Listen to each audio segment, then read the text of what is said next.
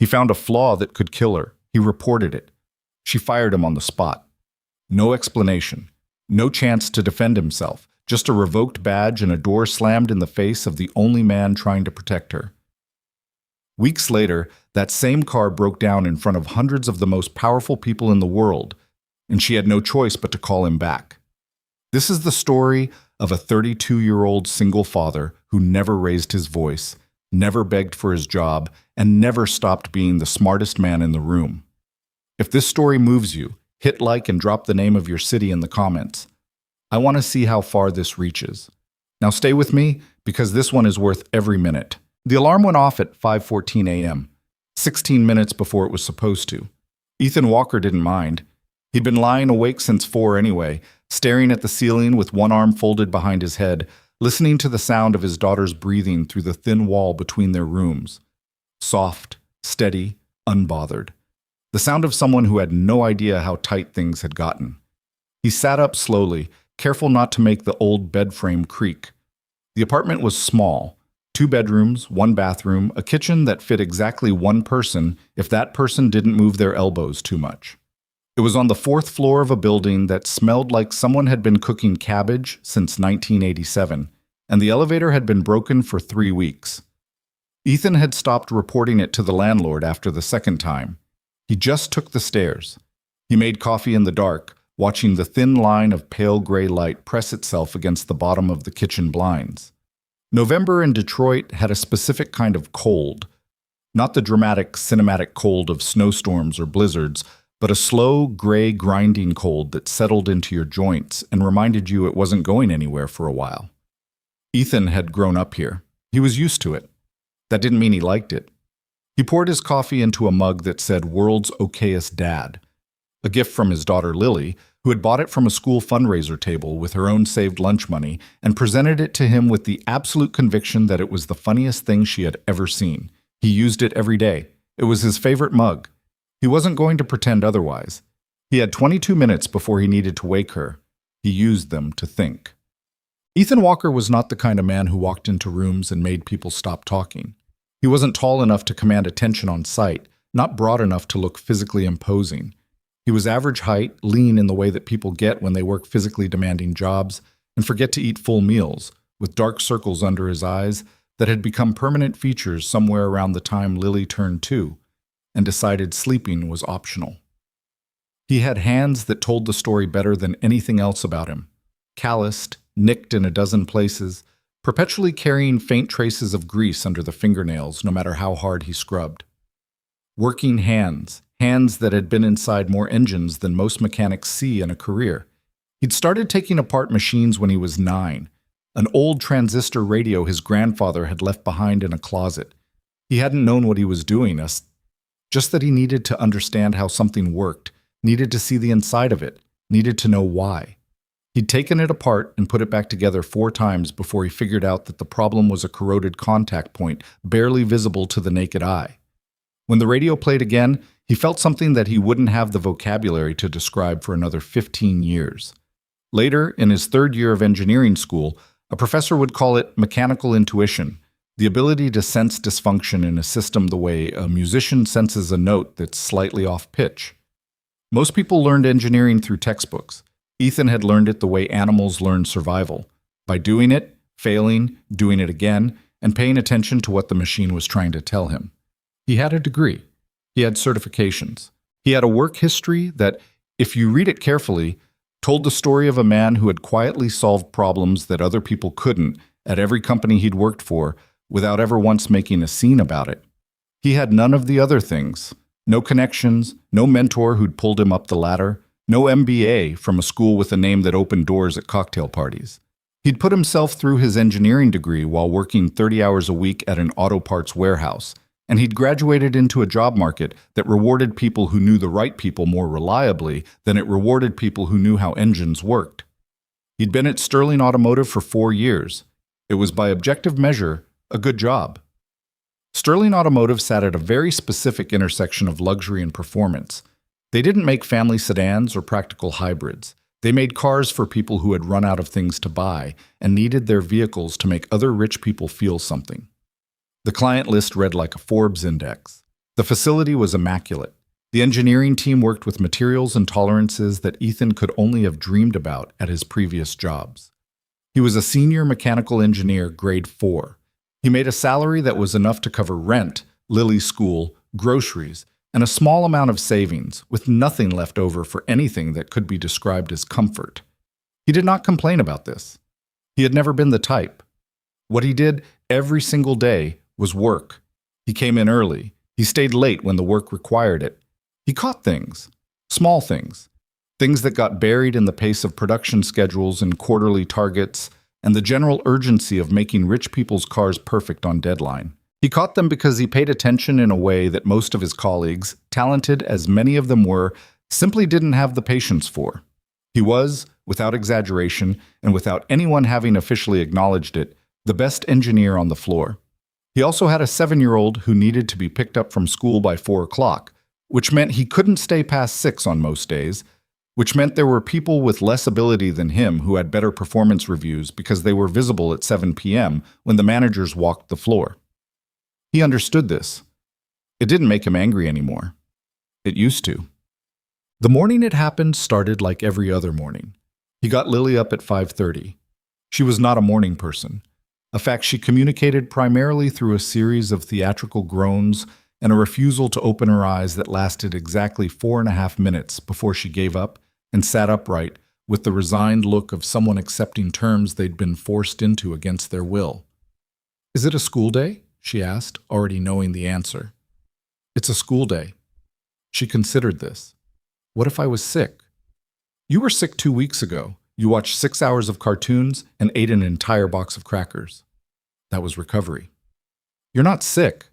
Another groan, more resigned this time. She swung her legs over the side of the bed. She was small for 7, with Ethan's dark hair and her mother's eyes, wide and brown and expressive in a way that made her very bad at hiding what she was thinking. She was currently thinking that school was a conspiracy against her personally. Ethan made her oatmeal. She ate it while reading a library book about deep-sea creatures, occasionally looking up to share information he hadn't asked for. Today it was that the anglerfish uses its bioluminescent lure to attract prey in complete darkness, which she delivered with the specific satisfaction of someone who has just learned something deeply unsettling and wants company in that unsettlement. "That's actually pretty incredible," Ethan said. "It's kind of scary." "Most incredible things are." She looked at him for a second with that brown-eyed expression that always made him feel like she was evaluating whether he'd said something genuinely wise or was just being a dad. Apparently he'd passed.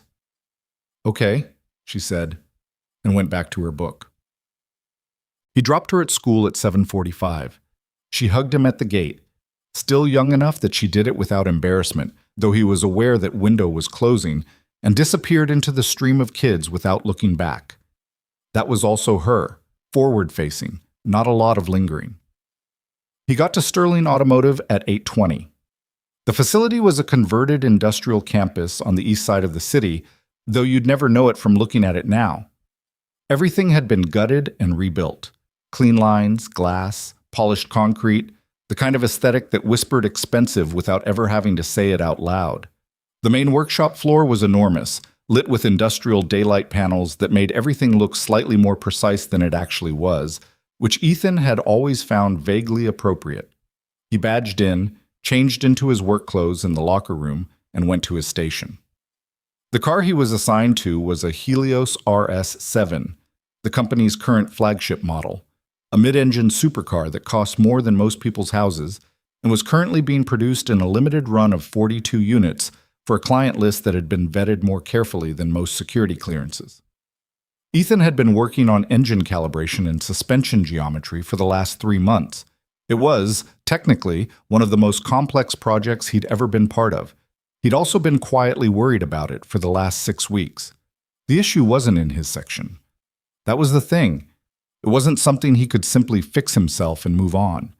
It was in the braking system. Specifically, in a combination of factors that individually looked fine on paper, but together created a thermal stress pattern in the rear brake assembly that Ethan had been running calculations on in his own time, at home, on his laptop after Lily went to bed.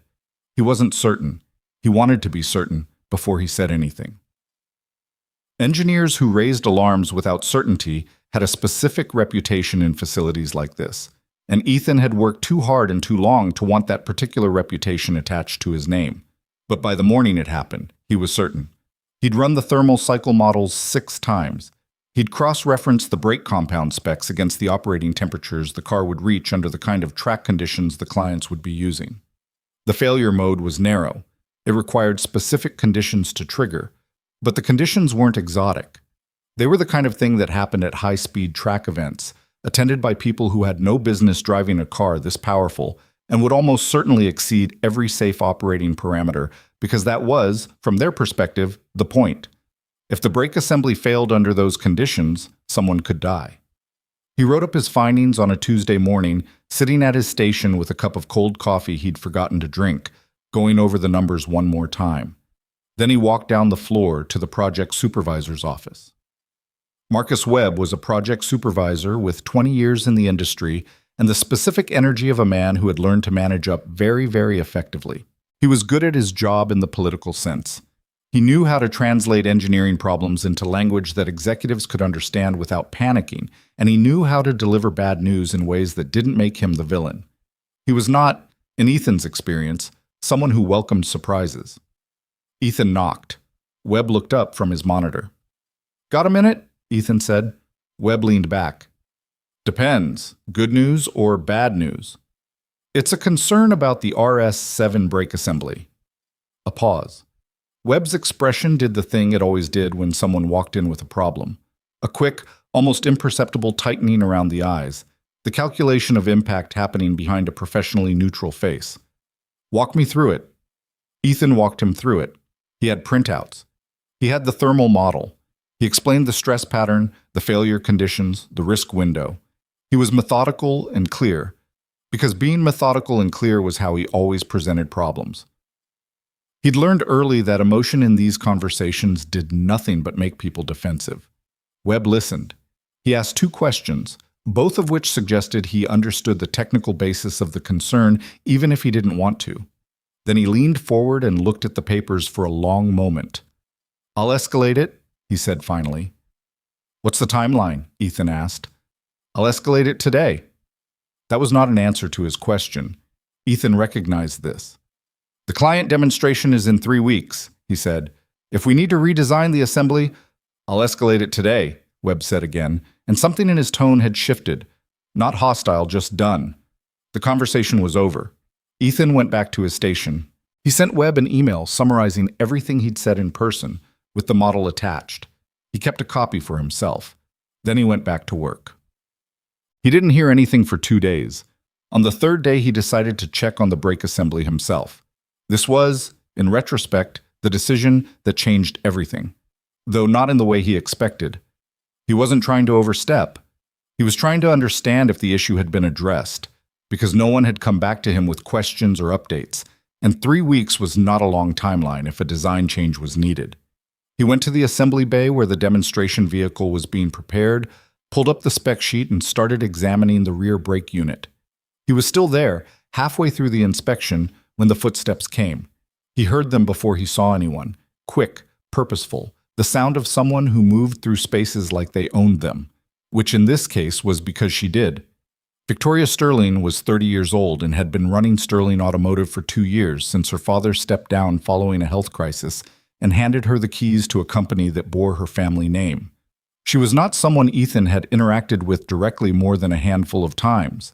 At her level, she didn't spend time on the engineering floor. She had people for that. She was with 2 people now, her head of communications and a man in a very expensive suit who Ethan didn't recognize, someone from outside the company. She was talking as she walked, gesturing towards something on the far side of the bay, and she hadn't seen him yet. He had just enough time to register that she was coming in his direction and not enough time to decide what to do about it before she stopped. She looked at him. Then she looked at the brake assembly he had open on the workbench. Then she looked at him again. The expression on her face was not what he expected. He'd expected confusion or maybe irritation at finding someone in an area they hadn't specifically cleared. What he saw was something sharper than that. A quick read. The kind of assessment made by someone who had grown up in rooms where you had to size people up fast or get played. "What are you doing?" she asked. Her voice was even. Not loud, not aggressive, just direct. The question of someone who expected a full answer immediately. "I'm checking the rear brake assembly on the demonstration vehicle," Ethan said. He kept his voice as even as hers. "I raised a thermal stress concern with Marcus Webb 3 days ago. I haven't received an update on whether it's been addressed." She looked at the assembly again. The suit-wearing man had drifted slightly back, the way people do when they sense a conversation is about to get specific in ways they don't understand. The communications woman had gone very still. "Who authorized you to open up that assembly?" Victoria said. "I'm assigned to this project. I have floor access. I'm not asking about your access. I'm asking who told you to open this brake unit." There was a beat. "No one," Ethan said. "I came to verify the status of a safety concern I reported 3 days ago." By opening up a component on a vehicle that's 9 days from a client demonstration. Yes, the word landed flat. He didn't dress it up because he didn't know how to dress it up without it becoming something dishonest. Victoria's jaw shifted slightly. It was a small movement, but it read clearly. She had made a decision and was processing the mechanics of it. "Marcus should have handled this through proper channels," she said, more to herself than to him. "He said he'd escalate it. I don't know if he did." "That's not your concern." "With respect, Ms. Sterling, if the concern I raised hasn't been addressed, and the car goes out for demonstration with this fault in the braking system, I said that's not your concern." Her voice hadn't risen. That almost made it worse. "You don't modify or inspect components outside of your assigned scope without authorization. That's the policy. You know the policy." "I wasn't modifying anything. I was inspecting. Without authorization." He looked at her. She looked at him. In the background, the communications woman had started typing something on her phone with great focus. "Reassemble that component," Victoria said. "Report to HR this afternoon." The suit-wearing man was now studying a spot on the ceiling with intense interest. Ethan put the brake unit back together with steady hands. He did it correctly, the way he always did everything. Completely, carefully, without cutting corners even while being watched by the person who had just ended his employment. He didn't say anything else. There didn't seem to be much point. The HR meeting lasted 11 minutes. The woman across the desk was professional and clearly uncomfortable and explained that his termination was effective immediately under the policy clause regarding unauthorized modification or inspection of production vehicles outside of assigned scope without supervisor approval. He would receive 2 weeks of severance. His personal items would be packed and available for pickup at the security desk within the hour. Did he have any questions? He had several. He didn't ask any of them. He signed the forms they put in front of him. He returned his badge. He collected the box of personal items, a mug, a photograph of Lily that he kept at his station, a worn copy of a mechanical engineering reference book that he'd owned since college and annotated so thoroughly that it looked less like a book and more like a primary source document. He walked out through the main lobby, through the glass doors, into the gray November air. He stood on the sidewalk for a moment. He had told the truth. He had done the right thing. He had been fired for it, efficiently and impersonally, by a woman who had assessed the situation and reached the wrong conclusion and had the authority to act on that wrong conclusion before anyone could correct her. He didn't feel angry. That surprised him a little. Mostly, he felt tired, and underneath the tired, something heavier that he wasn't ready to examine yet. He called the after-school program to let them know he'd be picking up Lily himself that afternoon. Then he walked to his car, a 7-year-old Civic with a small dent in the rear quarter panel that he kept meaning to fix and never got around to, and drove home because there was nothing else to do yet. He was waiting at the school gate when the bell rang at 3:15. Lily came out in the second wave of kids, backpack bouncing, already talking to the girl next to her about something that involved a lot of hand gestures. She spotted Ethan and her face shifted into something that he would never get tired of, genuine, uncomplicated surprise and pleasure. The specific delight of a 7-year-old who wasn't expecting her dad and got him anyway. "You're early," she said. "I got done with work early." She gave him a look. It was the same look she'd given him at breakfast, the evaluating one. "How come?" "I'll tell you about it." "Now?" "Later. You hungry?" "We could get noodles." They got noodles. There was a Vietnamese place 3 blocks from the apartment that had been there for 30 years and served pho, that Ethan thought was possibly the best thing he'd ever eaten. And the woman who ran the counter had known Lily since she was 4 and always brought her extra bean sprouts without being asked, because Lily liked bean sprouts in a way that was almost personal. Lily slurped her noodles and talked about the anglerfish some more, and told him about a disagreement she'd had with her best friend Maya about the rules of a game they'd been playing at recess, which had apparently been resolved in a way that she considered just, but Maya considered unfair, and which Ethan understood to be a more nuanced situation than either of them was willing to admit. He watched her and listened and nodded in the right places, and at some point between the noodles and the broth, she looked up at him with those wide eyes and said, "You're thinking about something." "I'm listening to you." "You're doing both." She said it matter-of-factly, not accusatory. "It's okay. You can tell me." He looked at his 7-year-old who was sitting across from him with a soup spoon held like a microphone and bean sprout juice on her chin, telling him it was okay to tell her things. "I lost my job today," he said. She was quiet for a second. "The car place?" "Yeah." "Why?" "I noticed something that I thought was dangerous, and I told my boss, and then I went to check on it myself, and I wasn't supposed to do that without permission." Lily thought about this carefully. She was a deliberate thinker, which he found both admirable and slightly unnerving in a 7-year-old. "Were you right, though, about the dangerous thing?" "Yeah." "And they fired you anyway?" "They fired me for checking on it without asking first." Another silence. She put the spoon down and looked at him with an expression he couldn't entirely read. "That's dumb," she said finally, with complete calm, the way she would say the sky is blue or water is wet. He almost laughed. He actually almost laughed, which surprised him because he hadn't expected to be able to do that today. "Yeah," he said. "It kind of is." "Will we be okay?" "We'll be okay." She looked at him for a second longer, checking, the way she'd been checking his face her whole life to understand what was real and what was adult-managed. Whatever she saw apparently satisfied her because she picked the spoon back up. "Okay," she said, and went back to her soup. That night, after Lily was asleep, Ethan sat at the kitchen table with his laptop open. He still had his personal copies of the thermal models. He still had the email he'd sent to Webb with the concern documentation. He had, through a habit of professional self-preservation that he'd developed over years in an industry where documentation was the only thing standing between you and blame, kept copies of everything relevant to the case. He wasn't sure what he was going to do with it yet. He wasn't the type to go to the press. He wasn't going to post about it. He'd spent his whole career being the kind of person who didn't make noise, not out of weakness, but because he genuinely believed that the work was enough, that doing the job right would eventually matter more than anything else.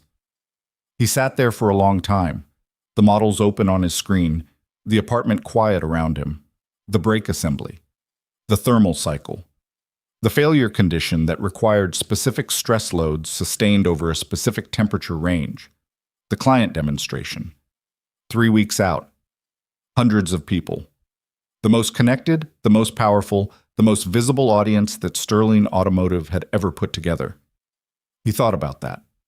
He thought about what happened when a machine carrying those variables encountered the conditions he'd modeled in front of that audience, with no repair performed and no fix implemented. He didn't feel satisfaction at the thought. That's an important thing to understand about Ethan Walker. He didn't want to be right. He had never wanted to be right about things like this. Being right about a safety failure meant someone might get hurt, and that was the opposite of everything he'd spent 20 years working to prevent. He closed the laptop. He checked on Lily one more time, still asleep, still unbothered, the deep-sea creature book on the floor beside her bed, where it had slid off the mattress. He picked it up. He put it on her nightstand. He turned off her lamp. He went to bed. He didn't sleep well, but he went to bed. Because tomorrow was going to be a regular day, whatever regular meant now, and Lily needed to be up at 5:30, and the stairs were still broken, and there was still coffee to make. That was the thing about this kind of life. It didn't pause to acknowledge the moments that changed things. It just kept going, and you kept going with it, and you figured out the rest somewhere in between. The first week after losing the job was the strangest kind of quiet. Not peaceful quiet. The other kind. The kind that comes from a routine being removed so completely that the silence left behind has a physical weight to it. Ethan had worked since he was 16 years old. He had never in his adult life spent a weekday morning in his own apartment past 8 a.m. with nowhere to be. It felt wrong in the way that only deeply ingrained habits can feel wrong when they're suddenly absent, like reaching for a light switch in a room where the switch has been moved. He dropped Lily at school. He came home. He made a second cup of coffee, which he never did on workdays, and sat with it at the kitchen table and tried to think about what came next. The severance was 2 weeks. His savings were modest. He'd been building them carefully, a specific amount transferred automatically to a separate account every payday, a discipline he'd maintained for 3 years. It was enough to cover 4 months of expenses if he was careful, maybe 5 if he got genuinely austere about it. That was the number he needed to hold in his head. 4 months, possibly 5. He updated his resume that first morning. It was a task that required a specific kind of optimism that he had to construct deliberately, the way you might build a fire when you're wet and cold, mechanically, step by step, not because you feel like it, but because it needs to happen. He went through his work history and tried to translate everything he'd actually done at Sterling Automotive into language that would communicate its value to a stranger reading a document for 45 seconds. It was an exercise he'd always found slightly absurd, the reduction of years of work into bullet points. But he did it anyway with the same methodical attention he gave everything. He did not mention the termination reason. He would handle that in interviews when it came up, which it would, because it always did. He sent the resume to 4 contacts in his network that first day. 3 of them responded within the week. Encouraging messages, vague promises to keep an eye out, the kind of professional warmth that meant well and produced very little. The 4th didn't respond at all, which told him something useful about that relationship. He didn't mope about it. Moping was a luxury that required the kind of time and emotional bandwidth that single parenting consistently refused to grant. Lily needed dinner at 6 and help with her reading assignment, and someone to listen to the ongoing saga of Maya's continued unfairness at recess, which had escalated to involve a third party named Devin, who had taken Maya's side despite, according to Lily, having all the relevant information necessary to reach the opposite conclusion. Ethan listened to all of it. He asked the right questions. He helped with the reading and made the dinner and checked the homework and ran the bath and did all the invisible daily labor that people without children sometimes forgot was labor at all. After she went to sleep, he went back to the kitchen table and worked on applications. This was his life for the first week. It wasn't dramatic, it was just the quiet, grinding work of trying to maintain the machinery of a life that had just had a significant component removed. Marcus Webb called him on a Thursday. Ethan was at the kitchen table with his laptop open when the phone rang, and he looked at the name on the screen for a long moment before answering. Webb had been his direct supervisor for 2 years. They weren't friends. Ethan didn't have many of those, not the kind that called you when things went wrong, but they had a functional working relationship built on professional respect, which was about as much as Ethan expected from a supervisor. "I heard you got let go," Webb said when Ethan picked up. His voice carried the specific quality of someone calling to say something they feel obligated to say. "I'm sorry. That wasn't what I intended when I brought the concern upstairs." "What did you intend?" A pause. "I escalated it. I told them about your thermal model. The response I got back was that it was under review. And then? And then I got busy and Look, I should have followed up harder. I know that." Ethan was quiet for a second. He appreciated the honesty, which was more than he'd expected. He also recognized that the honesty was coming 3 days after the fact, which made it easier to appreciate and harder to find useful. "Did anyone actually look at the brake assembly?" Ethan asked. "I don't know. I genuinely don't know." "Marcus, the demonstration is in 2 weeks. If nobody has addressed this..." "I know." Webb's voice had gone quieter. "I raised it again after you left. In writing this time. I don't know what they did with it." Ethan rubbed the bridge of his nose. "Did you tell them I was right?" Another pause. Longer this time. "I told them the concern was credible and warranted review. That's what I said." That wasn't the same thing as telling them Ethan was right. They both knew that. Webb knew that Ethan knew it, which was probably part of why he'd called. The half apology, the partial truth, the offering of information as a substitute for the full acknowledgement he couldn't quite bring himself to make. "Okay," Ethan said. "For what it's worth, the team misses you. The RS-7 project has hit 3 separate calibration problems this week that you would have caught in an hour." "I know," Ethan said, and he did, and there was nothing satisfying about knowing it. "Thanks for calling, Marcus." He hung up and sat there for a while. Then he opened his laptop and went back to the applications. He was not going to call Victoria Sterling. He was not going to send her his documentation. He had done what he was supposed to do. He'd reported through proper channels. He'd submitted it in writing. He'd even gone to verify it himself, which had been the thing that cost him the job, but which he would do again because it was the right thing to do, and the right thing was not conditional on the result. He had said what he needed to say. The rest was not in his hands. What was in his hands was getting back to work, somewhere, soon enough to keep the lights on, and Lily's school tuition paid, and 4 months from becoming 3 months from becoming 2. He sent 2 more applications before he went to bed. The week settled into a routine of their own, different from the one before but still structured, because structure was the thing Ethan defaulted to when everything else became uncertain. He got up at 5:14. He made Lily's oatmeal. He dropped her at school. He came back and spent the mornings applying for positions. There were more openings than he'd expected, though most of them were lower level than his current qualification, and the ones that matched his experience were asking for timelines that wouldn't produce offers for weeks. He spent the afternoons on a small freelance project he'd picked up from a former colleague, consultation work, engine diagnostics for a small performance shop that couldn't afford a full-time engineer but needed someone who understood forced induction systems. It paid poorly relative to what he'd been making. It was also, he had to admit, genuinely interesting in a way that his work at Sterling had stopped being somewhere around month 18. The performance shop was run by a man named Cal Reeves, 53 years old, built like someone who had spent 3 decades in close proximity to heavy machinery, which he had. Cal had the energy of a man who had decided sometime in his 40s that life was too short for professional pretense, and had acted on that decision by saying exactly what he thought at all times. The first morning Ethan came in, Cal looked him up and down and said, "You got fired from Sterling? What'd you do?" "Inspected a brake assembly without authorization." Cal stared at him. "That's it?" "There was a safety concern involved. And they fired you for trying to address it. For the method of trying to address it." Cal made a sound that was somewhere between a laugh and a cough. "Rich people's cars. Every time." He handed Ethan a work order for a turbocharged engine with a boost pressure problem. "Let's see what you've got." What Ethan had, it turned out, was the ability to identify a cracked intercooler pipe in 11 minutes that Cal's regular mechanic had missed twice.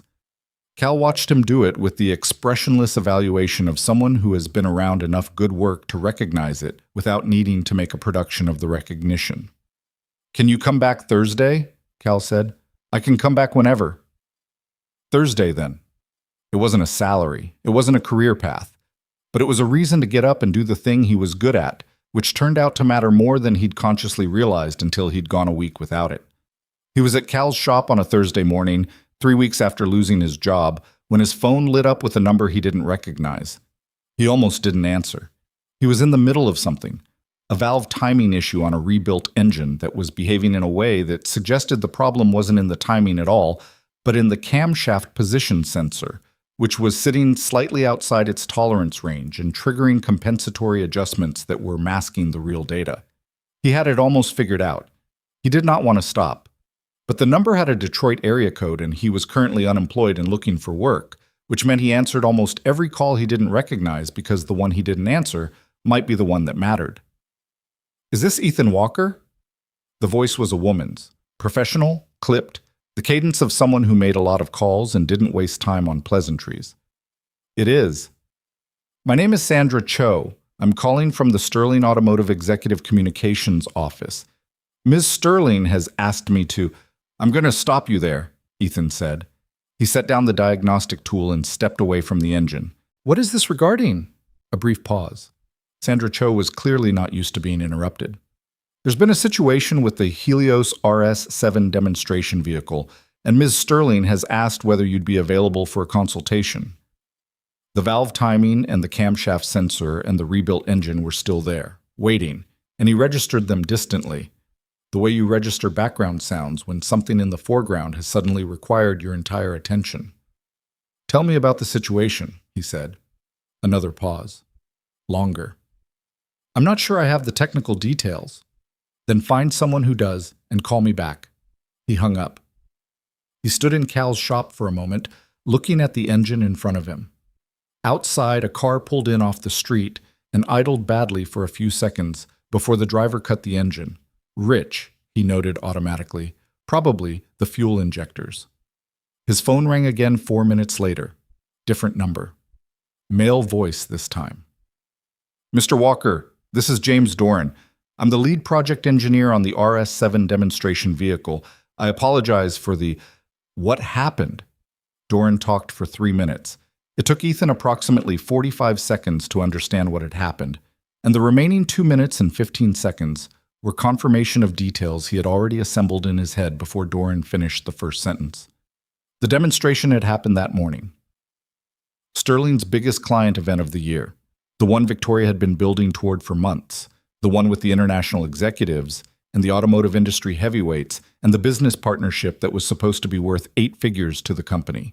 The RS-7 had been driven on the private test circuit they'd set up on the property, a showcase for the vehicle's performance capabilities, in front of approximately 200 guests. The brake failure had occurred on the 3rd lap. Nobody had been hurt. That was the first thing.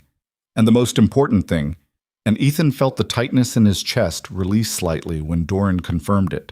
The car had been moving fast, and the rear brakes had degraded in exactly the thermal pattern Ethan had modeled, and the driver, a professional, hired for the event, had felt the change early enough to manage it down to a controlled stop. If it had been a client in the driver's seat instead of someone trained for exactly this kind of emergency, the outcome might have been very different. The car had stopped in the middle of the circuit, in front of 200 people. It had stopped and it had stayed stopped, and there was a moment, Doran described it, though Ethan suspected he was underselling it, where nobody said anything, and everyone who was watching understood that something had gone wrong with the centerpiece of the event in the most public and irreversible way possible. "We need someone who understands what happened," Doran said. "And we need the vehicle assessed and repaired. Ms. Sterling asked for you specifically." Ethan was quiet for a moment. He watched Cal working on something across the shop, the older man's hands moving with the unhurried precision of long practice. "I'll need access to the full vehicle data from today's run," Ethan said. "Brake temperature logs, pressure readings, everything the telemetry captured. We can have that ready. And I'll need to see the brake assembly myself before anyone else touches it." "Understood. When?" "As soon as possible. Today, if you can." Ethan looked at the engine in front of him. He looked at the diagnostic tool on the workbench. He thought about 200 people standing around a disabled supercar on a private circuit, and Victoria Sterling somewhere in that crowd, and the specific, peculiar feeling of being asked to fix a problem that you had predicted and reported and been fired for trying to address. He didn't feel triumphant. He wanted to be clear about that, even just to himself.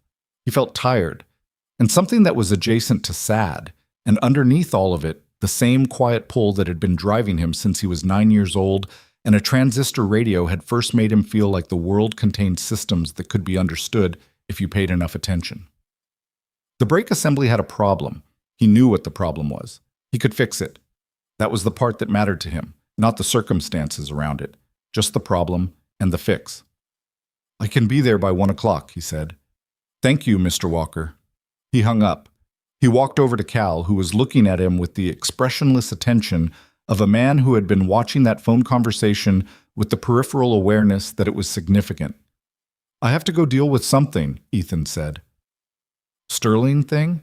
"Yeah." Cal nodded slowly. "The RS-7 failure. Heard about it this morning online. Some of those guests were posting about it in real time." He paused. "That the brake thing you told me about?" "Yeah." Cal was quiet for a second. Then, "You going back there?" "To fix the car, not to work there." Cal looked at him for a long moment with the frank, uncomplicated assessment of someone who had no investment in the politics of the situation. You sure about that? About going back to fix the car, or about not working there? Either. Ethan picked up the diagnostic tool and set it on the correct hook on the equipment wall, because even when he was leaving, suddenly he didn't leave things disorganized. The car needs to be fixed, he said. I know how to fix it. And the people who fired you for trying to fix it? That's a separate issue. Cal made the sound again, the half laugh, half cough. Separate, he repeated, like he was testing the word to see if it held weight. All right, Thursday, if you're still available. Thursday, Ethan said. He picked up his jacket and his bag and walked out into the November air, which had gotten colder in the last week, the kind of cold that finally meant what it was saying. He drove towards Sterling Automotive. He had thought, the morning they'd walked him out with his box of belongings, that he was done with this building. That felt like a logical conclusion at the time. You leave a place, the place is behind you, you don't turn around. But here he was, turning around. Not because Victoria Sterling had asked him to, not for the salary they'd almost certainly discuss at some point, and which he wasn't particularly interested in yet. But because the brake assembly needed someone who understood it, and he was that person, and walking away from a problem that was still unsolved was something his mind simply didn't allow him to do. There was a traffic light at the intersection 3 blocks from the facility, and he sat at it for a full cycle. Red, green, he didn't move, the car behind him gave a polite honk, before he registered that the light had changed. He went through on the second green. The facility looked exactly the same as it had 3 weeks ago. Of course it did.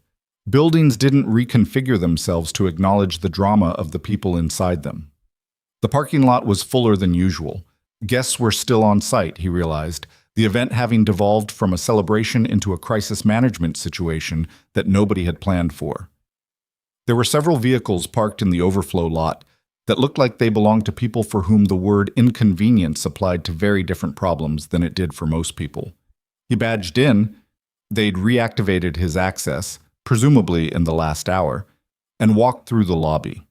The receptionist, a young man named Derek, who had always been friendly to him in the vague, professional way of someone who was friendly to everyone as a job requirement, looked up and then did a very slight double-take. "Mr. Walker, welcome back." "Thanks, Derek." He walked past. He knew where the RS-7 was. They'd brought it into the main maintenance bay after the incident, which was the correct decision. He went there directly, not through the executive corridor, not past Webb's office. He had one destination. The maintenance bay was busy in the controlled way that crisis situations produce.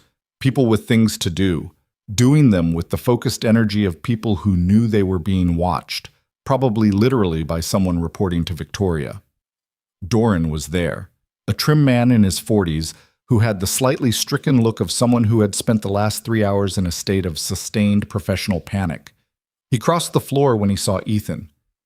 "Mr. Walker, thank you for coming." He said it with a sincerity that was slightly too intense for a professional greeting, which told Ethan about the quality of the last 3 hours. "Has anyone touched the assembly?" Ethan said. "No, I made sure of it." "Good." Ethan set his bag down and walked to the car. He looked at it for a moment before he touched anything. A habit, the same habit he'd had at 9 with the radio, the discipline of observation before action. The RS-7 was a beautiful piece of engineering even sitting disabled in a maintenance bay, which was part of what made the situation feel so wasteful. A system this sophisticated failing for a reason that had been identified and reported weeks ago. He crouched behind the car and started his examination. The first thing he noticed was that whoever had assembled this unit had been working fast. Not carelessly, the work was competent, but quickly, under pressure. The kind of assembly that happened when a deadline was the primary variable and precision was secondary. He'd seen it before. He recognized the signs. The second thing he noticed confirmed what his models had predicted. The thermal stress pattern was exactly what he'd mapped. The brake compound had degraded at the specific friction surface where the heat loading exceeded the material's operational threshold, and the degradation had been progressive.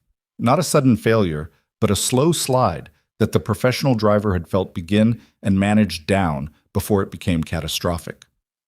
3 centimeters in a different direction on that circuit, a slightly higher entry speed, and the story would be very different. He worked without commentary for 40 minutes. Doran hovered at a respectful distance, which Ethan appreciated. Other engineers on the floor glanced over periodically, recognizing him, saying nothing. The bay had a particular kind of charged silence. Everyone aware of what had happened, everyone aware of why he was here, nobody quite knowing how to talk about it.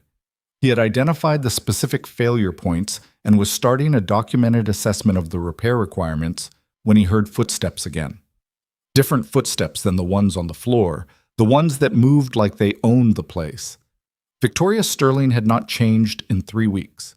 She was wearing a dark blazer and the expression of someone who had been maintaining composure since approximately 9 a.m. through an act of sustained will that was starting to show around the edges. Her jaw was set. Her eyes were clear, but carrying something behind the clarity. Not quite exhaustion, but the older sibling of it. She stopped a few feet from where he was crouching beside the car. He looked up at her. She looked down at him, and then at the open brake assembly, and then back at him. "Thank you for coming," she said. He stood up. "What I'm finding matches my original assessment," he said. "The thermal stress pattern is exactly what I documented in the report I submitted to Marcus Webb 7 weeks ago." He said it plainly. Not with anger, not with the particular pointed emphasis of someone twisting a knife. Just the fact of it, stated directly, because he thought she needed to hear it as a fact rather than as a reproach. Her jaw shifted, the same small movement he'd seen 3 weeks ago, but different in character. Then, "I know. Has anyone read that report?" "I read it this morning." A pause. Brief. "I read it for the first time this morning." That landed in the space between them and stayed there for a moment. Ethan absorbed it. He looked at her, this 30-year-old woman who ran a company and had fired him without reading the report he'd filed. And he tried to find anger in himself and mostly found something more complicated. A kind of weariness that had been living in him for so long it had started to feel like furniture. "I can repair the vehicle," he said. "I'll need the parts I've identified in 4 hours, maybe 5. Whatever you need. I'll also need the full documentation of what maintenance was done on this assembly in the last 3 weeks. I want to understand what decisions were made after I left." Something moved across her face. "I'll get you everything." "Okay." He went back to the brake assembly. She stood there for another few seconds. He could feel it without looking, the specific quality of someone who wants to say more and doesn't have the words assembled yet, or doesn't trust them, or both. And then she walked back the way she'd come. He crouched back down behind the car and went to work. The parts arrived in 40 minutes. The documentation took longer, almost an hour. And when he read through it, he understood. After his dismissal, the concern had been flagged internally as under review, assigned to 2 engineers who had looked at the original thermal model and concluded that it was within acceptable parameters. They'd been working from an earlier version of his model, not the revised one he'd submitted the morning before his termination. Nobody had caught the version discrepancy. 2 engineers had looked at incomplete data, reached a conclusion that was technically defensible based on that incomplete data, and the car had gone into the demonstration event on the strength of that conclusion. He sat with that for a moment. Not smugness, more like grief almost. The specific grief of a preventable thing that had almost been much worse than it was. Then he went back to work. He replaced the brake compound with the correct specification, 1 grade higher thermal tolerance than the original spec, which he'd identified as the right call 6 weeks ago and documented in his original report. He reworked the heat shielding around the rear caliper assembly to address the radiant loading issue. He tested the pressure distribution across both rear brakes 3 times, then adjusted a minor imbalance that wasn't part of the original failure but was present and would have shown up eventually. Doran checked in twice. The second time he asked if Ethan needed anything. "Coffee," Ethan said without looking up. Doran came back with coffee in 10 minutes. It was good coffee, the kind that the executive floor had and the engineering floor didn't, which told him something about where in the building the order had originated. At 4:50 in the afternoon, he stood up, wiped his hands on a shop cloth, and told Doran the vehicle was ready for a verification run.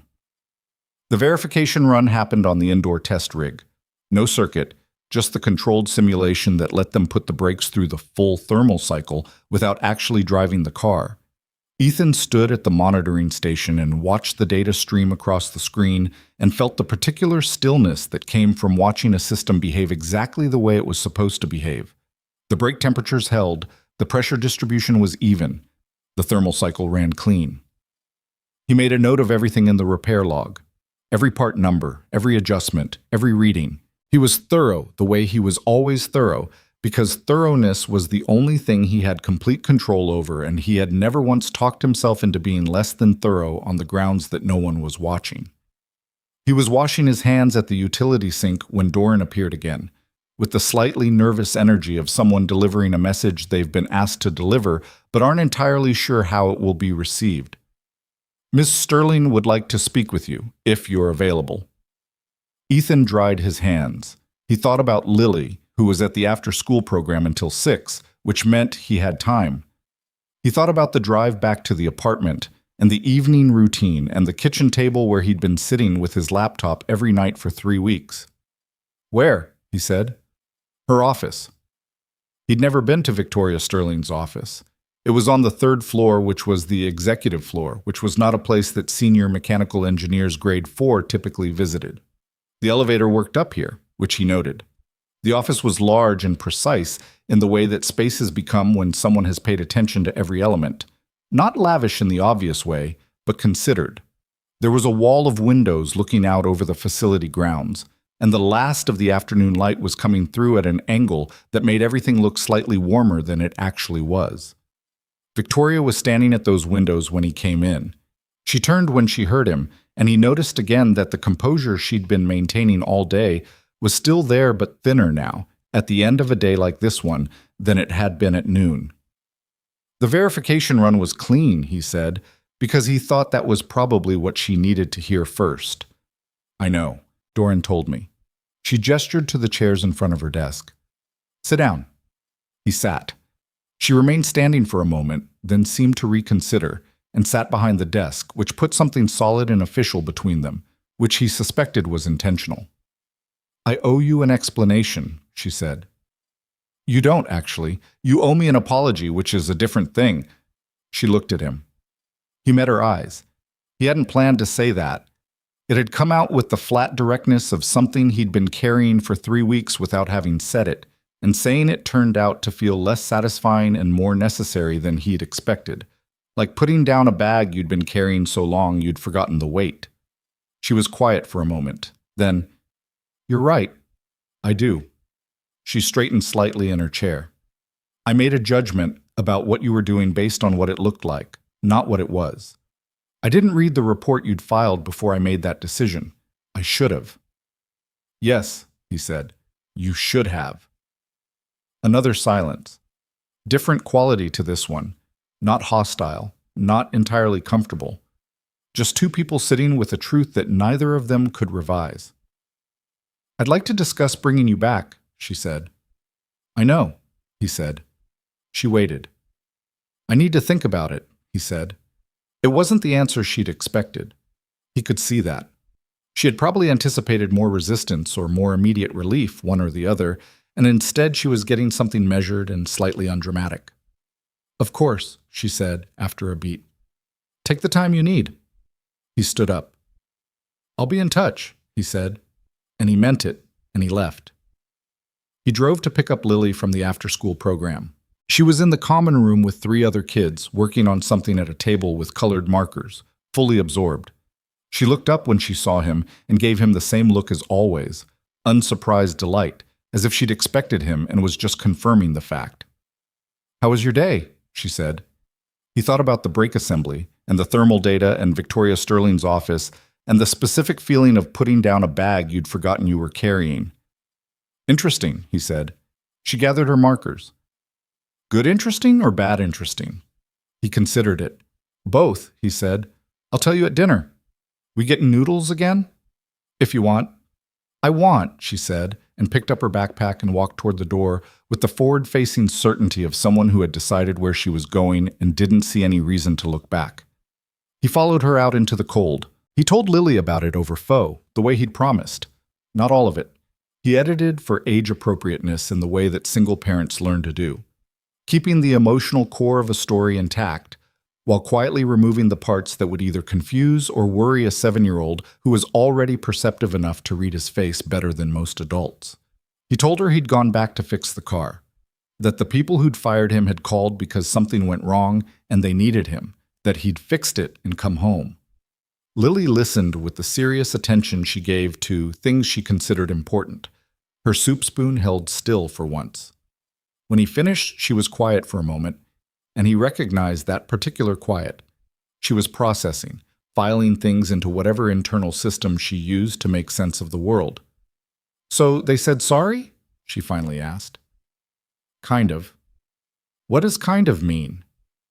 "It means she said the words, but we're both still figuring out what they mean." Lily considered this with a slightly furrowed brow. Maya did that once. Said sorry, but it felt weird. "What did you do?" "I waited to see if she actually meant it." "That's probably what I'm going to do," Ethan said. She seemed satisfied with this, in the way that children are sometimes satisfied when adults behave in ways that confirm their own instincts. She went back to her soup. He watched her and felt the particular low-grade exhaustion of a day that had been emotionally complex in ways he hadn't fully processed yet. And underneath the exhaustion, something else, something unsettled, waiting, the feeling of a question that hadn't been asked yet, even though the circumstances for asking it had already arrived. He didn't sleep well again that night. He lay in the dark and thought about Victoria Sterling's office, and the way she'd said, "I owe you an explanation," before he'd corrected her, and the way she'd absorbed the correction without defending against it, which was not nothing. He thought about the brake assembly and the version discrepancy in the documentation, the engineers who'd cleared it working from the wrong model, an error so simple and so consequential that it was hard to look at directly. He thought about going back. He thought about not going back. He was still thinking about it 3 days later when Cal's shop phone rang, and Cal handed it to him with the expression of a man who had already guessed who it was.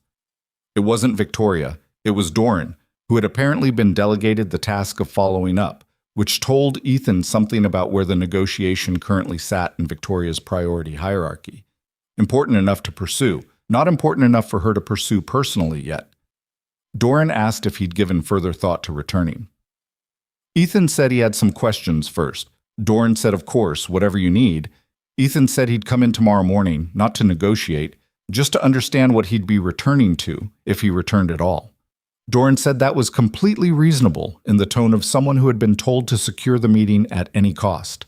He went in the next morning. He wore the same jacket he'd worn when they walked him out 4 weeks ago, which was not a deliberate statement. It was just the warmest jacket he owned. The receptionist, Derek, said, "Welcome back again," and this time it carried something more genuine in it, the warmth of someone who was actually glad. The meeting was in a conference room, not Victoria's office. That was a choice that communicated something, neutral ground, less hierarchical, the visual language of a conversation rather than a decision. Victoria was there, along with Doran and a woman Ethan didn't recognize, who was introduced as Claire Mercer, the company's head of engineering operations. Ethan sat down across from them. He'd brought nothing except a notepad and a pen, because he didn't need anything else. "Before we discuss the terms of a potential return," Victoria said, "I want to tell you what I found when I looked into what happened." All of it. He hadn't expected that. He'd expected to be offered a package, money, title, the standard architecture of professional reconciliation. He'd prepared for that conversation. He was less prepared for this one. "Okay," he said. She talked for 12 minutes without interruption. She'd spent the 3 days since the incident going through project records and performance reviews and client correspondence. What she found, she said, was a pattern that nobody had assembled into a complete picture because nobody had been looking for it. Ethan's name appeared in the records of 6 major projects over his 4 years at the company. In each of them, there was a moment, sometimes documented, sometimes only visible in the gap between a problem identified and a problem resolved, where his involvement had been the difference between a result that held and a result that failed. The Hexton client account, worth $3 million annually, had nearly been lost 2 years ago when a drivetrain issue in a custom build was misdiagnosed 3 times by 2 different engineers. Ethan had been brought in informally, not officially assigned.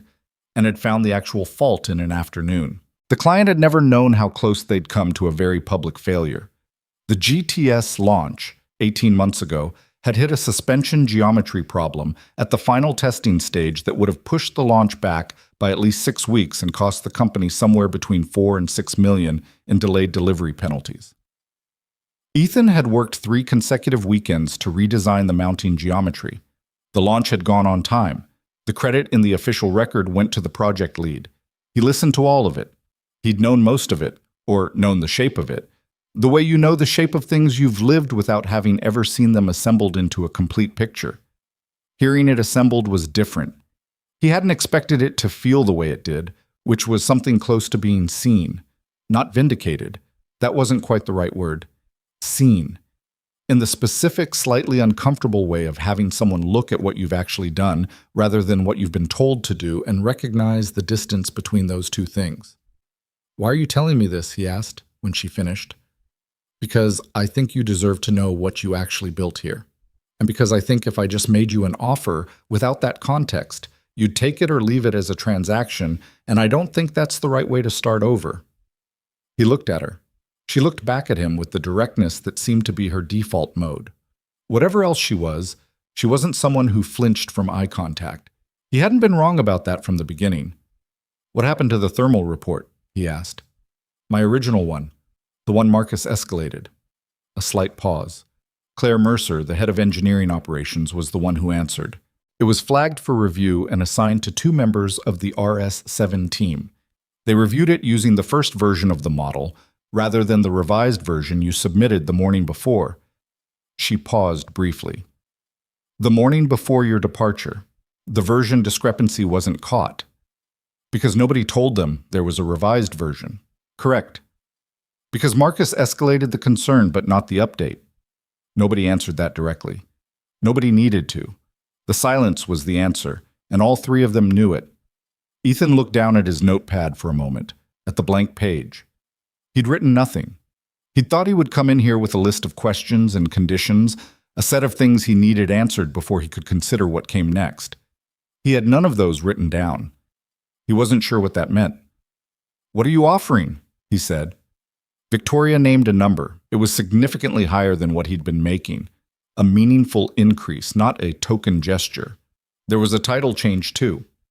Principal Systems Engineer, which put him above the project lead tier and gave him authority to flag safety concerns with a direct escalation path to the executive level, bypassing the department head layer that had swallowed his report the first time. He absorbed all of it without expression. "I need a week," he said. Victoria nodded. No pushback, no pressure. She'd learned something in the last 4 weeks, he thought. Or maybe she'd known it, and the events had made the knowing more immediate.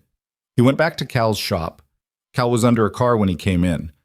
Literally under it, on a rolling creeper, doing something to the exhaust system that required swearing at intervals.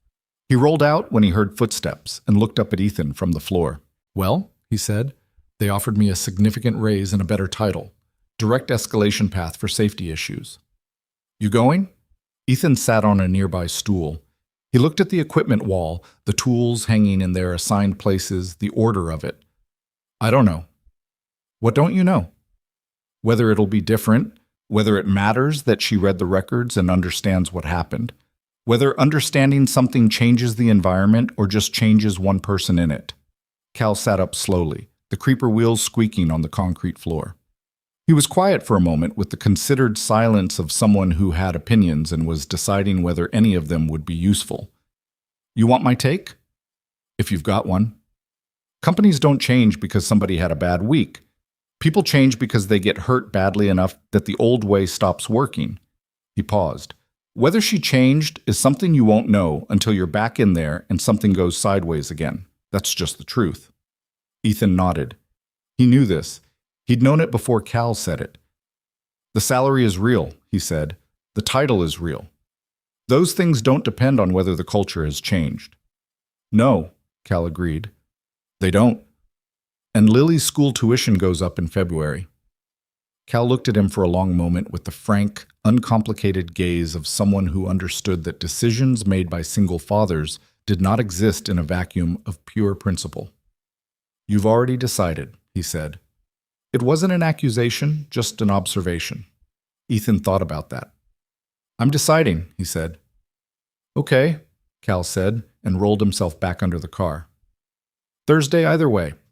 The week passed the way that weeks pass when you are waiting on yourself to make a decision, slowly in some places and quickly in others, with no consistent logic to which parts dragged and which parts slipped past. He applied for 2 more external positions, not because he'd decided against Sterling, but because applying felt like maintaining options felt like maintaining control. And control was something he held on to in the places where he could. He picked up Lily from school. He made dinners.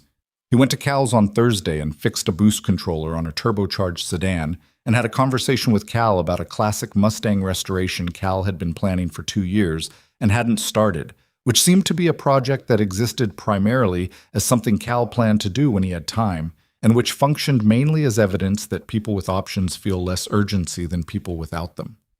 He called his mother on Friday evening, which he tried to do once a week and succeeded at roughly 60% of the time. His mother was 61, lived in Cleveland, worked part-time at a hardware store because she liked having somewhere to go in the mornings, and was one of the very few people in his life to whom he talked honestly about how things were going. Not edited, not managed, just talked. She listened to the whole thing, the firing, the demonstration failure, the offer, without interrupting, which was something she'd learned to do when he was about 17 and which remained one of the more valuable gifts she'd given him. "What does your gut say?" she asked when he finished. "My gut says it's complicated." "Your gut always says that. What does it say underneath the complicated?" He was quiet for a moment. Lily was in the next room watching a nature documentary at a volume slightly too high, and he could hear the narrator's voice but not the words. "It says I'm good at that job," he finally said. "Better than most of what I'd be walking into anywhere else. And that she's not entirely wrong. The work I did there was worth something, even if the recognition took a disaster to materialize." "That sounds like a yes." "It sounds like a yes with reservations. Every yes has reservations. That's what makes them yeses instead of surrenders." He didn't say anything to that. His mother made a small sound that was the verbal equivalent of a shrug. "You're a grown man," she said. "You know what you need." "I know what Lily needs." "You need things too. That's allowed." It was a thing she said to him periodically, and he heard it the same way each time, recognized it as true, filed it away, continued operating in roughly the same way. He thanked her, asked about the hardware store, listened to the story of a customer who had been rude about lumber dimensions, laughed in the right places, said goodnight. He called Victoria Sterling the next morning. "I'll come back," he said when she answered, "on the terms we discussed, with the title and the escalation structure in writing before I start. I'll have it drafted by Monday," she said. "Then I'll start Wednesday." A brief pause. "Thank you, Ethan." It was the first time she'd used his first name. He noted it. "Don't thank me yet," he said. "Just make sure the paperwork is right." He was back at Sterling Automotive on a Wednesday in early December, and the first thing he noticed was that it felt the same as it always had. The smell of the place, the light of the workshop floor, the low-frequency sound of machines running at various distances, the specific quality of the cold when you came in from outside and the heated air of the facility met your face. Familiar. Not comfortable exactly, but familiar in the way that a language you've spoken for years is familiar even when the conversation it contains is difficult. Doran walked him in.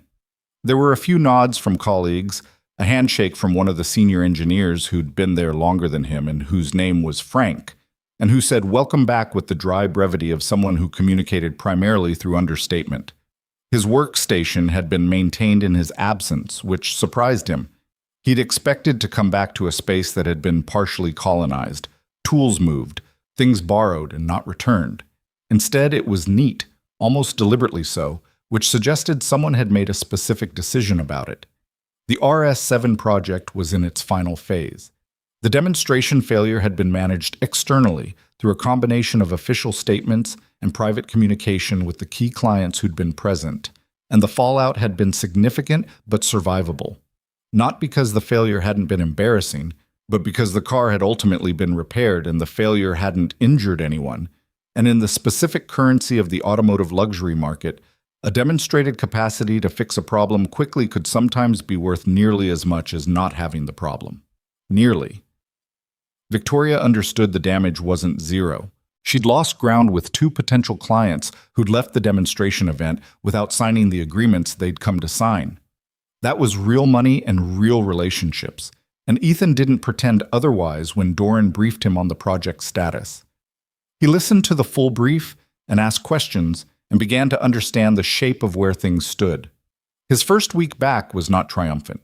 It was work, the same kind of work he'd always done, the same calibration problems, the same attention to detail, the same early mornings and late afternoons balanced against a 4 o'clock school pickup that remained non-negotiable no matter what else was happening with the RS-7. If anything changed, it was small and hard to measure. People came to him with questions slightly more readily than before. Problems reached him slightly earlier in their life cycle, before they'd had time to compound. Whether that was the new title doing its work, or the demonstration event having changed the internal conversation about what Ethan Walker's assessments were worth, he couldn't be sure. Probably both. He didn't ask Victoria about it. He didn't visit the executive floor. He did his work, documented everything, and at 4 o'clock he picked up his jacket and went to get Lily. 3 weeks after he returned, the man named Haruto Inoue arrived. He came on a Tuesday in mid-December, 2 days before the facility closed for the Christmas break, as part of what was officially described in the company communications as a strategic partnership evaluation visit. Inoue was the executive vice president of global engineering operations for Meridian Automotive Group, a Japanese company that most people in the industry had heard of, a name that carried the specific weight of an organization that had been building exceptional vehicles for 40 years and knew exactly what exceptional looked like. Meridian had been at the original demonstration event. One of their delegation had been standing on the circuit when the RS-7 stopped. They had seen the failure in real time, and then, through the relationship between Victoria and Inoue's office, they had received the technical documentation of what had happened and how it had been resolved. The documentation had included Ethan's original report, the one Victoria had read for the first time on the morning after the failure, and the repair log Ethan had completed the afternoon he'd come back. None of this was information Ethan had at the time Inoue arrived. He found out about it later, in pieces, the way you find out about decisions that shaped your life while they were being made without your knowledge. What he knew that Tuesday afternoon was that there was a visitor on the floor. He was aware of it the way you're aware of weather changes before you look at the sky, a subtle shift in the energy of the room, people standing slightly straighter, conversations carrying slightly more precision. He was deep in the calibration data for the revised RS-7 suspension setup, and he registered the visitor's presence without particularly engaging with it. It wasn't his concern. He had a suspension geometry that was behaving inconsistently under load conditions above 140 kilometers per hour, which was currently his concern. He was at the monitoring station, running the 4th iteration of a test sequence, when he heard footsteps stop near him. He glanced up. Victoria was there, and beside her was a man in his late 50s wearing a dark coat and the expression of someone who was used to understanding what he was looking at quickly. He was studying the monitoring station. Not Ethan specifically, but the station, the test setup, the data on the screens, with the focused attention of a person who reads technical information the way other people read words on a page. "This is Ethan Walker," Victoria said, "Principal Systems Engineer." Inoue looked at him directly. His eyes were precise, evaluating in a way that didn't feel unkind, just thorough. He extended a hand. "Haruto Inoue." They shook.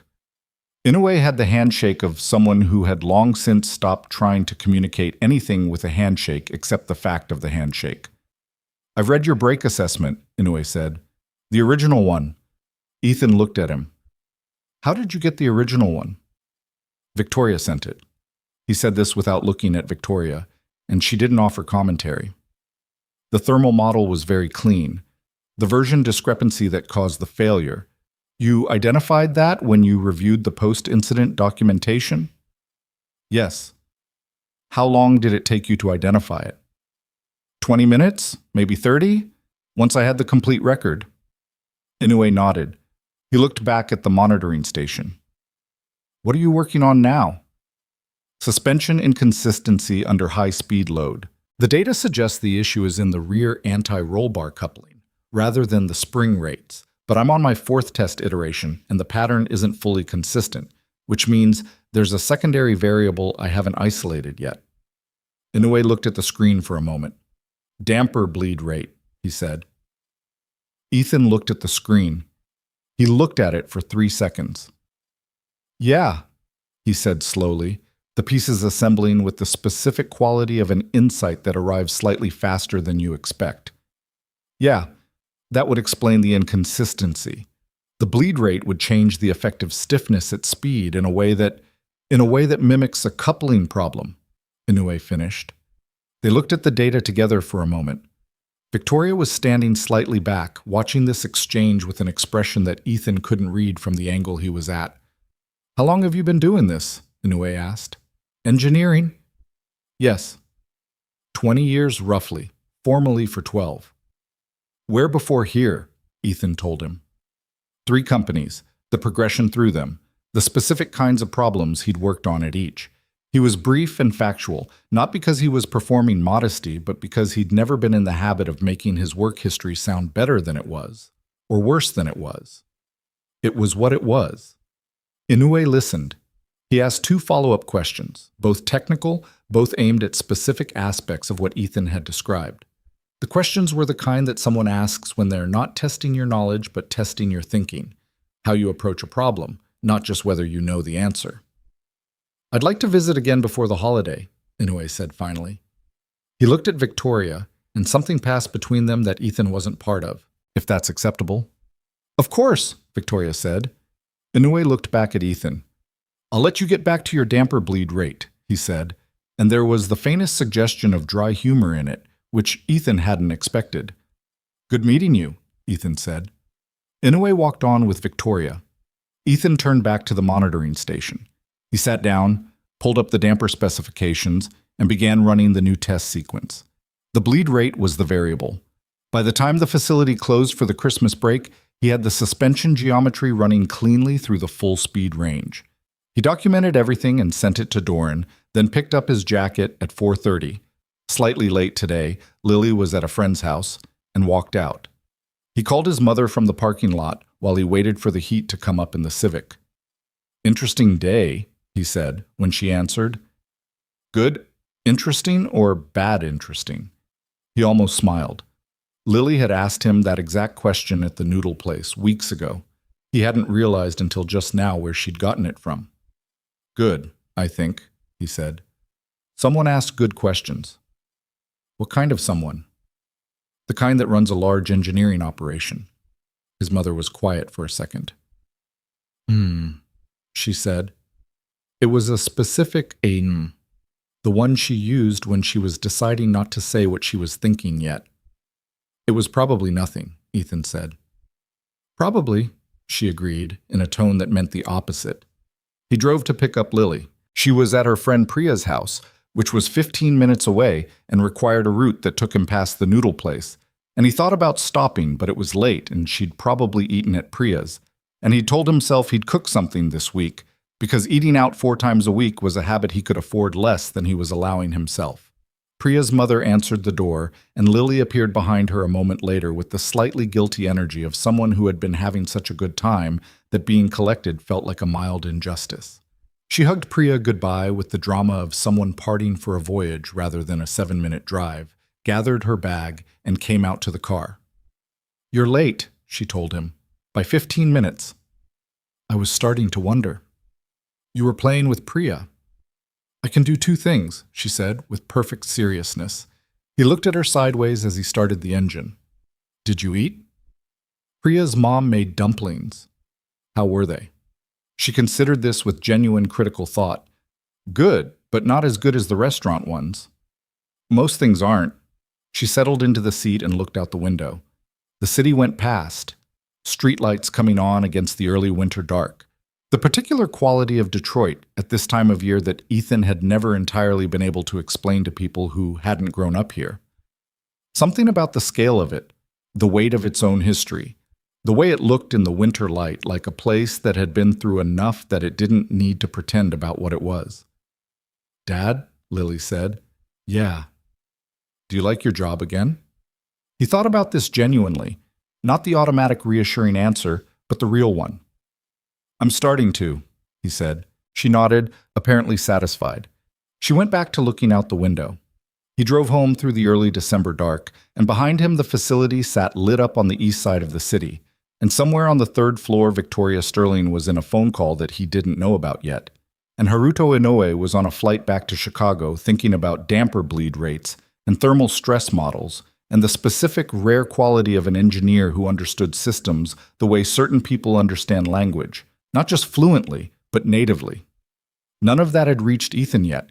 It was still ahead of him, still forming, still becoming the thing it would eventually be. He pulled into the parking lot of his building. He looked up at the windows and calculated mentally. The fourth floor lights were still off, which meant Mrs. Garza across the hall hadn't left her lights on again the way she sometimes did when she left in a hurry. He'd changed that bulb twice. The elevator was still broken. He and Lily took the stairs. She counted them on the way up, which she'd been doing since she was 4, always hitting 18 before the landing and then 6 more after the turn. 24 stairs. She'd told him once that counting them made it feel shorter. He'd started doing it too, privately, and found that she was right. At the top, she unlocked the door with the key she wore on a lanyard around her neck. Her idea, presented to him at age 6 as a proposal, which he'd approved, and went inside. He followed her in and stood in the doorway for a moment before closing the door, looking at nothing in particular, just standing in the entrance to his own apartment, with his daughter already moving toward her room and the smell of the place that was just home. The specific accumulation of a life lived in a space. He thought about the questions Haruto Inoue had asked and the way the man had looked at the data with the fluency of someone who spoke the same language. He thought about Victoria's office and the record she'd laid out in front of him and the discomfort of being seen and the necessity of it. He closed the door. He went into the kitchen and started making dinner because that was what came next. And what came next was usually enough to be getting on with. The call from Inoue's office came on a Thursday in January, 11 days into the new year. Ethan was at his workstation when his phone buzzed. Not the Sterling facility line, his personal cell, which meant it wasn't internal, which meant it was something he hadn't been expecting. He looked at the number, Chicago area code. He set down the calibration report he'd been reviewing and answered. The woman on the other end identified herself as Keiko Mori, executive assistant to Haruto Inoue. Her English was precise and unhurried. She said Mr. Inoue would like to arrange a meeting at his earliest convenience and asked whether Ethan would be available the following week in Chicago at Meridian's North American headquarters. Ethan was quiet for 2 seconds. "What's the meeting about?" he asked. "Mr. Inoue will discuss the details with you directly. He wanted me to convey that it's a serious conversation and that he'd appreciate the trip not being inconvenient for you. Meridian would cover travel and accommodation." "Let me check my schedule," Ethan said, which was partly true and partly the instinct of a man who had learned not to say yes to things before he understood what he was saying yes to. He looked at the week. He thought about Lily, about the after-school program, about the logistics of an overnight trip to Chicago. "Tuesday?" he said. "Tuesday works well. I'll send the details." He hung up. He sat for a moment with the phone in his hand, looking at the calibration report on his workstation without reading it. Then he put the phone in his pocket and went back to work, because there was nothing else to do until Tuesday, and the RS-7's brake temperature logs weren't going to review themselves. He told no one at Sterling. He didn't think he was obligated to, and he also didn't know what he'd say. That one of the largest automotive conglomerates in the world had called him directly. That its executive vice president of global engineering had remembered a conversation about damper bleed rates from 3 weeks ago and apparently found it significant enough to arrange a cross-state meeting. It felt presumptuous to attach too much weight to it before he knew what it actually was. He'd been in this industry long enough to know that meetings were not offers, conversations were not commitments, and the distance between someone finding you interesting and someone changing your life was considerable. He arranged for Lily to stay overnight at his mother's house, which required his mother driving up from Cleveland on a Monday afternoon, a 4-hour round trip that she offered without hesitation, and which he accepted with the particular mix of gratitude and discomfort that characterized every time he needed help with something and had to let someone provide it. His mother arrived on Monday evening with a casserole dish and the energy of someone who had been looking for an excuse to see her granddaughter. Lily received her with the complete enthusiasm of a child who associated her grandmother primarily with being allowed to stay up 20 minutes later than usual and having someone read to her for a genuinely long time without watching the clock. Ethan made dinner. His mother ate with them and told Lily stories about Ethan as a child, which was a tradition she maintained with the specific dedication of someone who understood that this was exactly the kind of information a 7-year-old needed and a 32-year-old couldn't prevent. He took apart the toaster when he was 11, his mother said, put it back together, and it worked better than before. I was so mad. Why were you mad if it worked better? Lily asked. Because I didn't know it would work better when I found it in pieces on my kitchen counter. Lily processed this. That's fair, she decided. After dinner, after Lily was in bed, Ethan sat at the kitchen table with his mother and a cup of coffee and told her about the meeting. She listened the way she always listened, completely without interrupting, the coffee going slightly cold in her hand because she'd forgotten to drink it. When he finished, she was quiet for a moment. Are you nervous? She asked. I'm cautious, he said. Those aren't the same thing. I know. She looked at him across the table. She had his eyes, or he had hers. The same dark, direct quality, the same habit of looking at things straight. What's the worst that happens? She asked. I go to Chicago, have a conversation, come home, nothing changes. And the best? He looked at his coffee. I don't know yet. That's part of what makes me cautious. She reached across and put her hand briefly on his forearm. Not a long gesture, just a contact. The kind of thing she'd done since he was small when she wanted to communicate something that didn't have a clean verbal form. Then she picked up her coffee and went back to drinking it. You've earned the right to let something be good, she said. You know that, right? He didn't answer. He heard it, though. He filed it away in the same drawer where he kept the other true things she'd said to him over the years. The ones he returned to in the small hours when the apartment was quiet, and he was lying in the dark, being honest with himself about how things were. He drove to Chicago on Tuesday morning, leaving at 5:15 before Lily woke up. He'd said goodbye to her the night before. She'd been too tired to be dramatic about it, which was a mercy, just a long hug and a slightly sleepy instruction not to forget to eat breakfast, which had made his mother laugh quietly from the hallway. The drive was 3 hours with light traffic. He spent the first hour running through what he knew about Meridian Automotive Group in the organized, methodical way he approached any problem he was about to walk into. They were a significant company, not one of the giants, but in the tier below the giants, which in the automotive world meant something specific. They built fewer vehicles than the major manufacturers, but built them to a standard that commanded prices and reputations the volume producers couldn't touch. Their engineering department was widely respected in the industry. They had facilities in Japan, Germany, the UK, and a North American headquarters in Chicago that had been established 8 years ago. He knew less about Inoue specifically.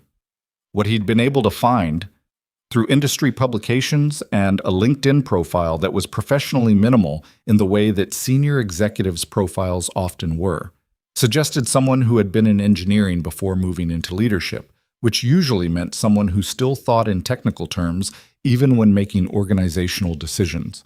The questions he'd asked at Sterling had confirmed that impression. He wasn't sure what to do with any of this until he was in the room. So he drove and let the highway go past and thought about damper bleed rates and suspension geometry because those were solvable, and solvable problems were where his mind went when the unsolvable ones got loud. Meridian's North American headquarters occupied 6 floors of a building in the West Loop, and the lobby communicated the company's character in the specific way that lobbies do when someone has thought carefully about what they want to communicate. Not ostentatious, not minimal, but precise. There were 3 vehicles in the lobby display: a vintage racing car from the early 70s, a current production model, and what appeared to be a prototype of something that hadn't been announced yet, displayed with the calm confidence of an organization that wasn't worried about anyone copying what they could see. Ethan checked in at the desk. He was early, 15 minutes, which was his default, and he sat in the waiting area and looked at the prototype across the lobby. He couldn't identify the platform. He found himself mentally cataloging what he could observe about the suspension geometry from the angle available, which was inadequate but interesting. "You're looking at the front control arm mounting," said a voice. Inoue was standing beside him. He'd arrived without Ethan noticing, which said something about how absorbed he'd been. The older man was looking at the prototype with the same attention Ethan had been applying. "The geometry looks unusual from this angle," Ethan said. "I can't tell if it's the viewing angle or if they've done something genuinely different with the upper mount position." "They've done something genuinely different," Inoue said. "Come upstairs. You can look at it properly after we talk if you want." They went upstairs. The conference room was on the 5th floor and had the same quality as the lobby. Considered, not decorative. Large table, good chairs, windows looking out over the West Loop with the gray January sky sitting low and heavy over the city. There was coffee on a credenza. Inoue poured 2 cups without asking and set one in front of Ethan, which Ethan found he didn't mind. Inoue sat down across from him. He didn't have papers or a laptop. He had a cup of coffee and the expression of a man who intended to have a direct conversation. "I'll tell you why I asked you here," Inoue said, "and then I'd like to hear what you think, and then we can decide together if there's anything to pursue. Is that reasonable?" "Yes," Ethan said. "Meridian is building a global advanced engineering division, not a department, a division, separate structure, separate mandate. The focus is on systems-level problem-solving across our product lines, which means someone who can look at a brake assembly and see it in context of the suspension system and the thermal environment and the driver behavior profile and the manufacturing tolerance stack and identify failure modes that individual specialists miss because they're each looking at one piece." Ethan absorbed this. "That's a specific description." "It's specific because when I watched you at Sterling, that's specifically what I saw you doing, not fixing a brake, reading a system." He paused.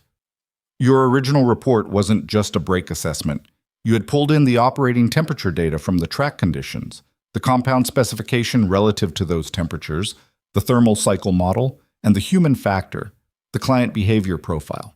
That's not a brake engineer's report, that's a systems engineer's report." Ethan was quiet for a moment. "It was what the situation required," he said. "I know, that's the point. You did it because it was necessary, not because anyone told you to or because it was your job description." Inoue picked up his coffee. "The division needs someone to lead the technical assessment function. That means building the methodology, building the team, setting the standard for how we evaluate complex failure risk across all our product lines globally." The word globally landed in the room and stayed there. "Where would this role be based?" Ethan asked. His voice was level.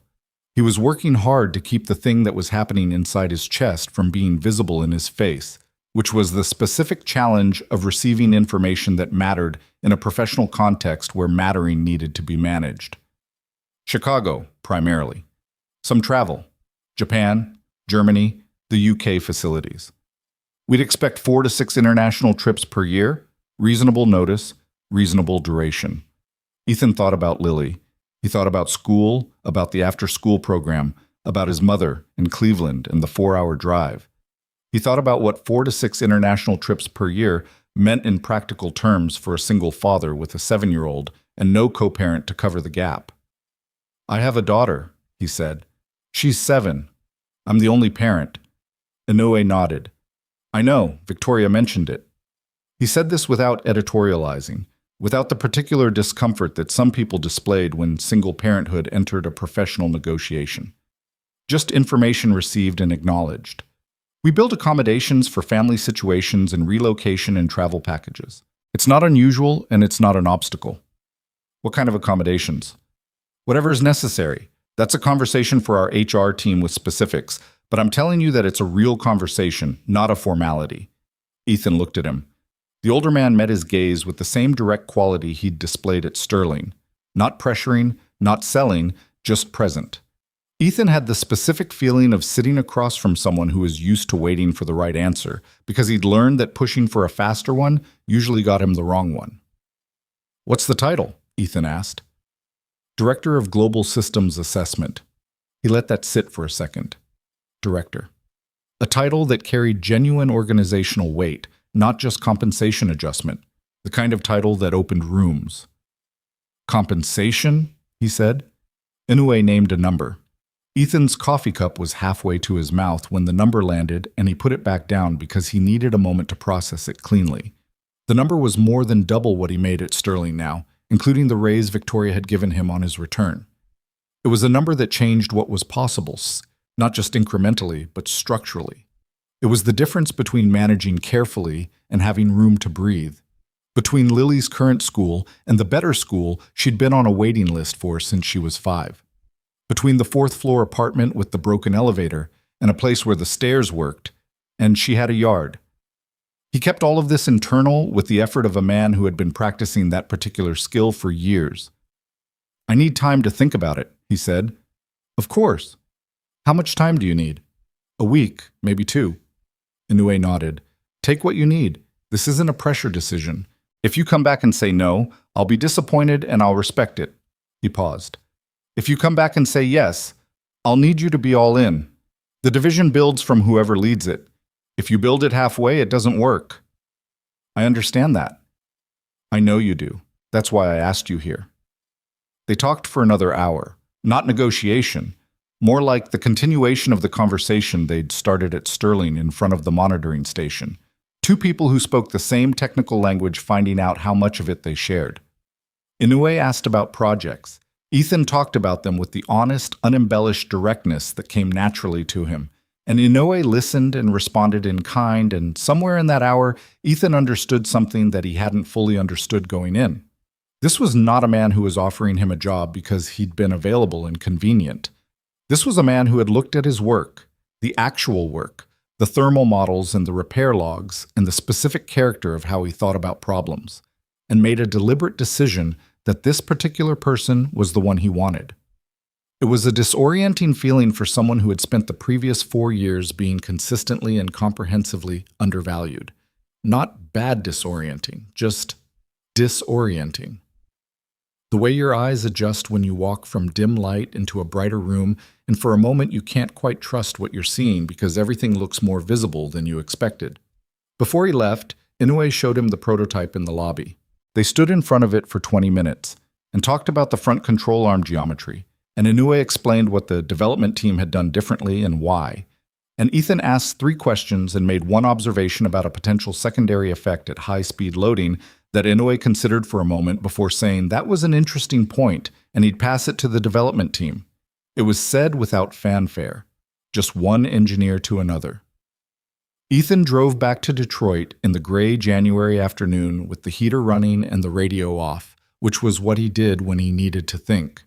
He thought about the job for approximately 40 minutes. He thought about the logistics for another 40. Chicago wasn't Mars, it was 3 hours. His mother was in Cleveland, which was equidistant.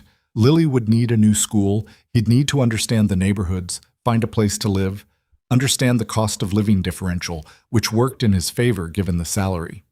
The international travel was the real variable. 4 to 6 trips per year meant roughly 1 every 2 months on average, which in practice meant some stretches of being home and some weeks away. And that required infrastructure, reliable childcare coverage, a school with a good after program, backup plans for the backup plans. He was good at logistics. He was less practiced at letting something good happen without immediately looking for what it would cost. That was the thing he kept coming back to, somewhere around the Indiana state line, with the flat gray landscape going past, and the lights starting to thin toward afternoon. He kept performing the calculation of what this would require and what it would cost, and whether the costs were manageable. And every time he ran it, the numbers came back sustainable. Every time he looked at the obstacles, they were real but not insurmountable. Every time he tried to find the reason he shouldn't do this, he couldn't locate one that held, which meant what was stopping him wasn't practical. It was something older and less logical, the specific guardedness of a person who had learned not to expect the floor to hold before they tested it, because the floor had not always held. He stopped for gas outside of Gary, Indiana. Standing at the pump in the wind with his jacket zipped to the collar, he called his mother. "How'd it go?" she asked. "It was real," he said. A pause. He could hear the television in the background, Lily's show, the nature documentary channel she'd developed a fixation on. What does real mean? It means it wasn't preliminary. It was a serious offer for a serious role. And? and I told him I needed time to think. How much time did you ask for? A week or two. His mother was quiet for a moment. In the background, the narrator was saying something about migration patterns. Ethan, she said. Yeah. You've been thinking about this your whole career. You know that, right? This is the thing you've been building toward without knowing it was what you were building toward. He stood at the gas pump and felt the wind off the lake coming down through Gary and thought about his mother's kitchen in Cleveland and the transistor radio in his grandfather's closet and Cal's shop and the RS-7 on the test rig and Lily asking whether it was good interesting or bad interesting. And he didn't say anything for a moment. Yeah, he said finally. I know. Then you already know what you're going to do. He drove the rest of the way home thinking about Chicago. Not about weather, about how. He got back to Detroit at 6:15. His mother had fed Lily dinner, something involving the casserole she'd brought, which Lily had apparently eaten with enthusiasm, and then negotiated seconds of, a report his mother delivered with the satisfaction of someone who had won a small but meaningful domestic victory. Lily herself was on the couch with the Sea Creature book, feet tucked under her, apparently deeply invested in a chapter about the biology of jellyfish. She looked up when he came in. You're back, she said, with the tone of someone confirming information they'd been tracking. I'm back. How was Chicago? He hung up his jacket. He sat down on the other end of the couch. She looked at him with those wide brown eyes and the evaluating expression that still, after 7 years, occasionally caught him off guard with how much it saw. It was good, he said. What kind of good? He looked at his daughter. He thought about how to say what he needed to say in a way that a 7-year-old could process without being frightened by the size of it. Then he decided that she was his daughter, and she'd been managing large information since she was 4, and the size of it was probably not the problem. I was offered a job, he said. A big one. In Chicago. She was very still for a moment. Chicago is not Detroit, she said. No. That's far. It's 3 hours. I drove it today. She thought about this. He could see her processing, the specifics of it, what it meant, what it would change. She was a child who lived in the details of her own life with particular attention. Her school, Maya, Priya, the noodle place, the 24 stairs. Changes to any of those were not abstract to her. They were concrete and they were significant, and she took them seriously. Would I have to change schools? She asked. Yes. Would we have to move? Yes. Where would we live? I don't know yet. We'd figure that out together. She looked at the jellyfish book in her lap, then at him. Is it a better job than the car place? Much better. Would you be happier? The question landed cleanly, the way her questions sometimes did, without preamble, without the diplomatic softening that adults added to things they thought might be hard to hear. Would you be happier? Asked by a 7-year-old with a jellyfish book and absolute genuine interest in the answer. He thought about the monitoring station at Sterling and the weight of the last 4 years, and Inoue's face across the table and the prototype in the lobby and the specific feeling of sitting in front of someone who looked at what he'd actually done and found it sufficient. Yeah, he said. I think I would. Lily nodded slowly. She looked back at the book. He wasn't sure if the conversation was over, but he let the silence sit. Maya moved schools last year, she said finally, to the jellyfish page. She said it was bad for a while, and then it was okay. Yeah, Ethan said. That's probably how it works. She said she met her second best friend at the new school. Second best? I'm still first, Lily said with complete confidence, and went back to reading.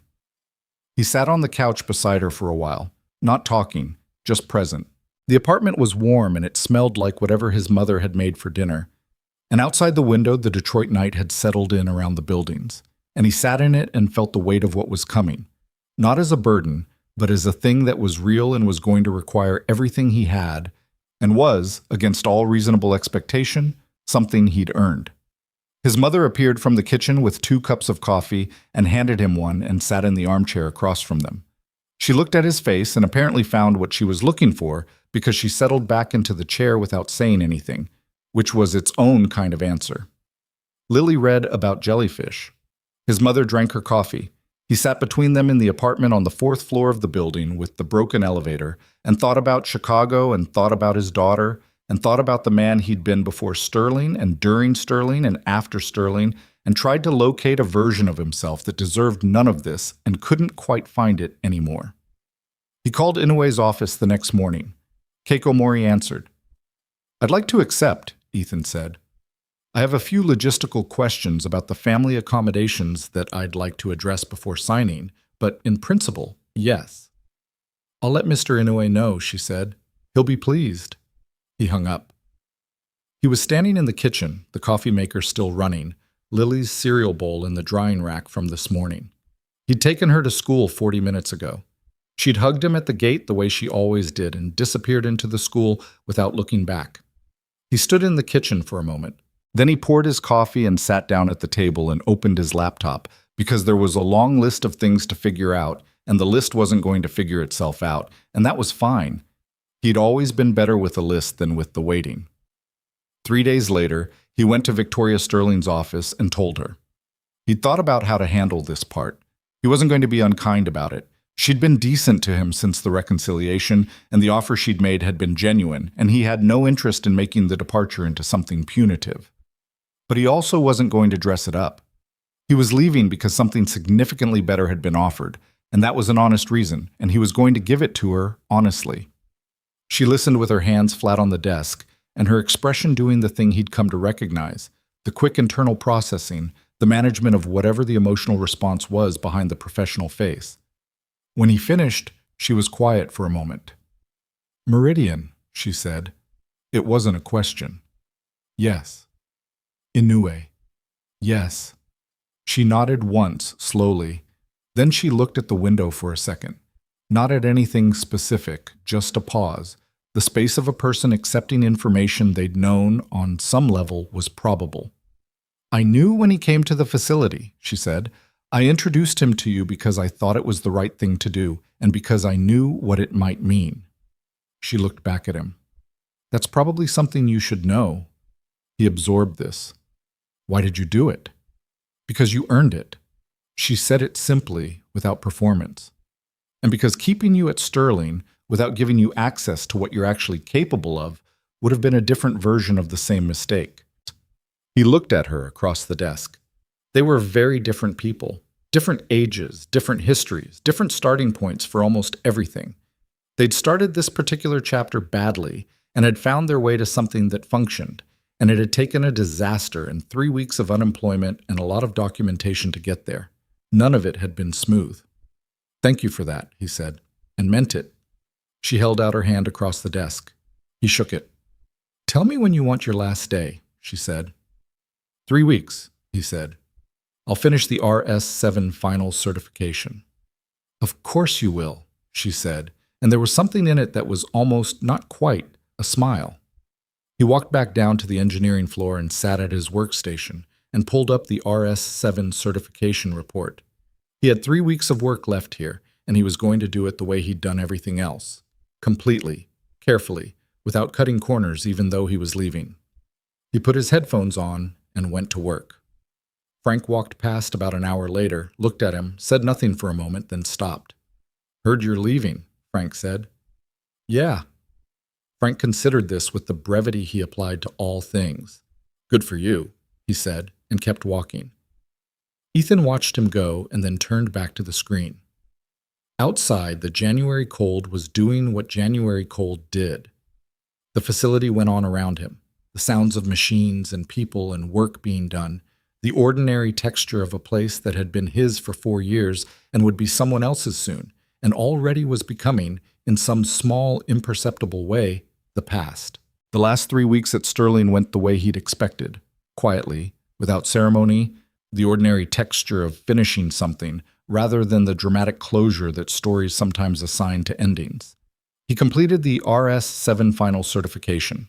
He documented everything, more thoroughly than was strictly required, because that was how he did things, and leaving wasn't a reason to change it. He transferred his project notes to the engineers who would carry the work forward. He answered questions, fixed 2 minor issues that surfaced in the final testing phase, and on his last afternoon he cleaned his workstation with the same care he'd given it every other day for 4 years. Frank stopped by at 4 o'clock and shook his hand without saying much, which was the Frank equivalent of a speech. Doran came by and was more verbal about it, told him it had been a privilege, which Ethan believed he meant, and that the RS7 was going to be the best car they'd ever built because of his work on it, which Ethan thought was probably an overstatement, but appreciated the intention behind it. A few of the other engineers came and went. There was no party, no cake, no formal goodbye gathering, which suited him exactly. He picked up his box, the same mug, the same photograph of Lily, the same annotated engineering reference book, and walked out through the main lobby for the last time. Derek at the front desk said, "Take care of yourself," and Ethan said, "You too," and meant it. He sat in his car in the parking lot for approximately 2 minutes, not processing dramatically, just sitting, letting the building be behind him instead of in front of him. Then he drove to get Lily. Chicago happened the way large logistical undertakings happen, when you approach them the way Ethan approached everything, systematically, one variable at a time, without allowing the aggregate size of the task to become a reason to stall on any individual piece of it. Meridian's HR team had been, as Inoue promised, genuinely accommodating, not in the vague corporate language way of a company that wanted to seem family-friendly, but in the practical way of people who had solved these problems before and knew which solutions actually worked.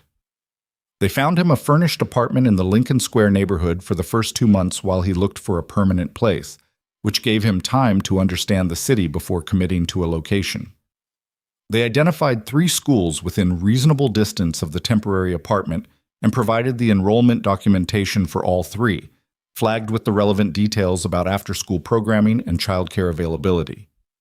They arranged the relocation expenses with a thoroughness that suggested someone on the HR team had personal experience with the specific challenges of moving a child mid-school year. His mother drove up from Cleveland the first weekend of February to help with the move. She packed Lily's room with the focused efficiency of a woman who had moved twice herself and knew which things a child would notice if they disappeared into a box incorrectly. Lily supervised with the concerned attention of someone overseeing work they weren't sure would be done to standard. "That box has my library books in it," Lily told her grandmother, watching a box being sealed. "I know. They're due back to the Detroit library. I can't return them to Chicago. I called them. There's a reciprocal agreement. You can return them to any branch." Lily considered this new information. Libraries have agreements with each other? Libraries are very organized. Lily said, with the tone of someone filing this away as evidence that the world was more structured than she'd previously given it credit for, and went back to supervising. Ethan watched the 2 of them from the doorway of Lily's room, his mother on her knees packing books with careful hands, his daughter crouched beside her offering bibliographic quality control, and felt something move through him that he didn't have a clean name for. Not happiness, exactly. Something with more weight than happiness, more complicated and more earned. The specific feeling of a life that had been held together through sheer effort and stubbornness, beginning, tentatively and imperfectly, to have room in it. He turned back to his own packing before either of them noticed him looking. The drive to Chicago took 3 hours and 12 minutes. His mother followed in her own car.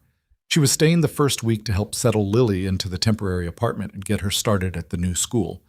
And Lily rode with Ethan, the back seat holding her backpack and the jellyfish book, and a small stuffed animal she'd owned since she was 3 and which she was at an age where she didn't mention in front of other kids, but still quietly needed at night. She was mostly quiet for the first hour. He didn't push. He knew her quiet moods by their texture now. The difference between the quiet of processing and the quiet of worry and the quiet of genuine presence with her own thoughts. This was processing. He could feel it. Outside of Gary, she said, "Do you think the new school will be okay?" "I think it'll take time and then be okay." Maya said it was bad for a while. "Yeah, you told me." "How long is a while?" He thought about this honestly. Weeks, probably. Maybe a month or 2.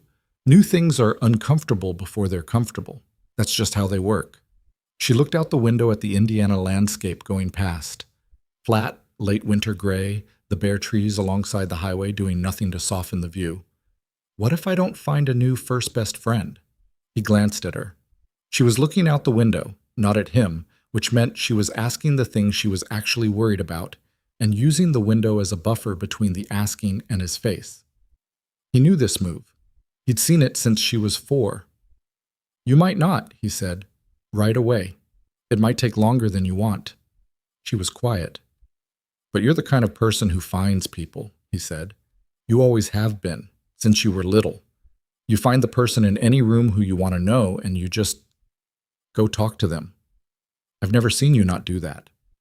She turned from the window then and looked at him, checking his face in the way she had done her whole life. He kept his eyes on the road but felt the check. You really think that? She asked. I watched you walk up to a kid at the park last summer that you'd never met and start a conversation about whether penguins were technically birds in 30 seconds flat. A small pause. Then, they are technically birds. I know. She agreed with me. I know. You played together for 2 hours. Lily turned back to the window, but the quality of her quiet had shifted. Lighter, the processing having arrived somewhere more stable. He drove and she watched Indiana become Illinois, and somewhere past the state line she fell asleep against the window, the jellyfish book open on her lap at a chapter about bioluminescence. He drove the rest of the way in the specific silence of a car with a sleeping child in it, which was one of his favorite kinds of silence in the world. Chicago opened up ahead of them as the skyline came into view over the flat approach. The dense vertical geometry of it, the lake glinting gray-blue to the east, the city announcing itself with the particular confidence of a place that didn't need to build up to anything. Ethan had been here a handful of times over the years, but never as someone who was arriving to stay, and that changed the quality of looking at it. Every place looks different when it's going to be yours. He found the Lincoln Square apartment without trouble. He'd driven the route on Google Maps enough times that he had it memorized, and parked in the spot the building manager had assigned him. He sat in the car for a moment, the engine cooling, Lily still asleep beside him, the winter afternoon light coming through the windshield at a low angle that made everything look both small and important. His mother pulled in behind him. He heard her car door open and close. She appeared at his window, looked in at Lily sleeping, looked at him, and smiled with the specific warmth of someone who was happy in a way that had nothing to do with herself. He got out of the car. Okay, he said to no one in particular. Okay, his mother agreed. They started unloading. Meridian's North American headquarters became, over the following weeks, a place he understood rather than visited. He walked its floors with the methodical attention he gave to any new environment, mapping the social geography, understanding which informal channels mattered more than the formal ones, identifying the people who thought well and the people who managed the appearance of thinking well, which was not always the same population. The role was everything Inoue had described and several things he hadn't, which was not a criticism, just the reality that the gap between a job as described and a job as experienced was always wider than any description could fully close. Building a division from the ground up meant that the first 2 months were more organizational than technical, which was not his preference, but which he approached with the same discipline he brought to engineering problems. Systems were systems. The principles that made a good brake assembly, clear load paths, appropriate tolerances, failure modes identified before they occurred, applied, with translation, to teams and processes. He hired his first 2 assessment engineers in March. He was methodical about it in a way that mildly exhausted the HR team, who were accustomed to a faster process. He interviewed 7 candidates for each position and asked them the same kind of questions Inoue had asked him. Not what do you know, but how do you think? He was looking for the specific quality that he recognized from the inside and had learned to identify from the outside, the ability to look at a system and see it whole rather than in the pieces someone had assigned you to manage. He found it in a 30-year-old woman named Priya Chandra, not Lily's Priya, a different Priya, though Lily found the coincidence enormously satisfying, who had spent 6 years at a Tier 1 automotive supplier and had the particular combination of formal rigor and creative restlessness that he understood from personal experience to be the signature of someone who was always operating slightly above their current ceiling, and in a 44-year-old man named Robert Osei, who had done structural engineering before moving into automotive systems, and whose understanding of failure modes was, if anything, more comprehensive than Ethan's own because it came from a different technical tradition. He told them both on their first day what the division was for and what he expected from it. He was direct about both. He said, "The job is to find the things that specialized teams miss because they're each looking at one piece. The job is to read whole systems. The job is not to be right more than anyone else. It's to be useful before something goes wrong rather than after." He said, "If you find something, say so. Say it clearly and say it early and document it." He said, "I will back you when you're right, and I will tell you when you're wrong, but I will never tell you to be quiet about a safety concern." They both looked at him when he said the last part. He didn't explain it. He didn't need to. The work itself was, in the most honest accounting, the most technically demanding and intellectually engaging thing he had ever done. Meridian's product line spanned multiple platforms, multiple market segments, multiple manufacturing environments, each with its own specific combination of materials and tolerances and operating conditions. The failure modes were never the same twice. Every assessment was a new system to read, and reading it required the kind of attention that never fully turned off. He would find himself at the grocery store on a Saturday morning with Lily, reaching for the cereal and working through a thermal loading problem in the back of his head without entirely meaning to. He started keeping a small notebook in his jacket pocket. Not for work notes, those lived in proper documentation systems. For the other kind of notes.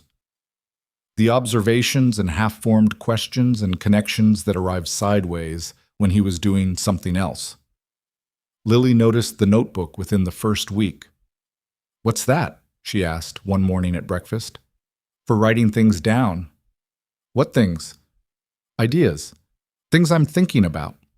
She looked at it with the evaluating attention of someone assessing a potential competitor for his available mental bandwidth. "Does it have a name?" "The notebook?" "The thinking." He considered this. "I don't know yet," he said. She seemed to find this acceptable in the way that she found his honest uncertainty more acceptable than his managed reassurances. She went back to her cereal.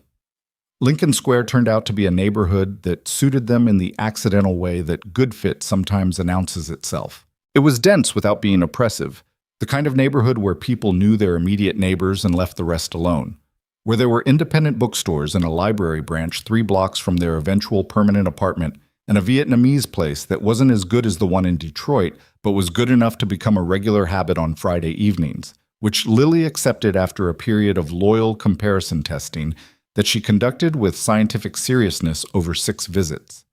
She found her first best friend at the new school in the 3rd week, a girl named Yuki who sat next to her in science class and had opinions about deep-sea creatures that Lily found both credible and debatable, which was apparently the precise combination required. Ethan heard about Yuki so frequently and in such detail over the following weeks that he felt he understood her as a person before he met her, which happened at a school event in April when Yuki's parents introduced themselves and turned out to be warm, slightly exhausted people in the way that parents of 8-year-olds are uniformly warm and slightly exhausted, and they exchanged numbers and made the vague plans that parents make, which sometimes materialize and sometimes don't. These ones materialized. He was grateful for that. His mother came up from Cleveland every 6 weeks. She stayed a long weekend each time, and during those weekends the apartment had a different quality. More people in it, more noise. The specific bustle of 3 people who loved each other trying to exist in a space designed for 2. He cleaned more carefully before she came and cooked better meals, and found that he didn't mind either of those things. They were investments in something that mattered, and the effort of them felt right rather than effortful. He was in the middle of a systems assessment on a new platform in late March when Keiko Mori appeared at his office door. He had an office now, a real one, with a window and a nameplate, and a level of organizational reality that still occasionally struck him as slightly improbable, and said that he had a piece of correspondence that had been delivered through the company's executive mail system marked personal. It was a letter, actual paper, in an envelope with his name written by hand, the handwriting precise and deliberate, the kind produced by someone who had learned penmanship before keyboards became the default. The envelope bore no return address, but the postmark said Detroit. He opened it at his desk. He read it twice. The first time quickly, the words arriving faster than his ability to process them. The second time slowly, the way you reread things that have landed somewhere you didn't entirely expect. Victoria Sterling had written him a letter. It was 3 pages, handwritten on plain paper, not company letterhead. Her personal stationery, if she had personal stationery, or plain paper from a printer. It didn't look like something that had been drafted and revised. It looked like something written in one sitting, which gave it a quality that a polished professional communication would not have had. There were small corrections. A sentence that started and then changed direction. The particular irregularity of writing that had been done in the spirit of saying something true rather than something well constructed. She wrote about the day she'd fired him. Not as an apology repeated, he'd already received that in her office, and it had been sufficient as apologies went. She wrote about what she'd been thinking, which was something different. She'd seen him at the brake assembly, and her first thought had been not about the work he was doing, but about the optics. A guest beside her, a demonstration vehicle being opened without authorization, the appearance of disorder in a space she was trying to present as controlled. She'd made the decision in approximately 40 seconds based on what the situation looked like rather than what it was. And she'd had the authority to act on that decision immediately, and she had.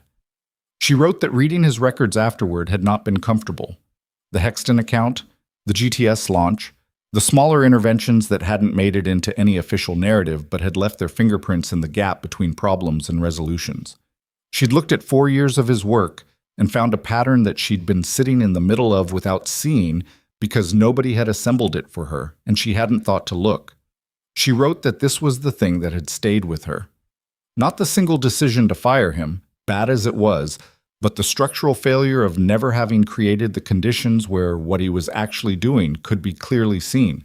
She'd had a system that rewarded visibility over impact, and she'd run it without questioning it. And that was on her in a way that a single mistaken decision wasn't. She wrote that the RS7 had launched to strong reviews, that the Hexton client had renewed their contract, that 2 of the clients who'd left the demonstration event without signing had, after the formal repair documentation was provided, eventually signed modified agreements, that none of this excused what had happened, but she wanted him to know that the thing he'd built there was still standing. She wrote that she hoped Chicago was good. She wrote that she hoped his daughter was settling in. She wrote these things simply, without flourish, the way you write about things you actually mean, rather than things you want to be seen meaning. At the end, she wrote one more thing. She wrote, "I've been thinking about what you said to me in my office. You told me I owed you an apology, not an explanation, and you were right. I've been trying to understand the difference since then. I think the difference is that an explanation is about the person giving it. It's the story we tell about why we did what we did, so we can feel less accountable for it. An apology is about the person who was harmed. It has to be about them. I didn't understand that as well as I thought I did. I'm trying to." He sat with the letter for a while. The office was quiet. Through the window, the Chicago afternoon was doing what Chicago afternoons did in late March. Bright, cold, slightly windy, the kind of day that looked warmer through glass than it was. He could see a stretch of the city from where he sat, the lake barely visible to the east, the grid of streets going out in all directions. He thought about the 40 seconds it had taken her to fire him. He thought about the 4 years it had taken him to do the work she'd read about in those records.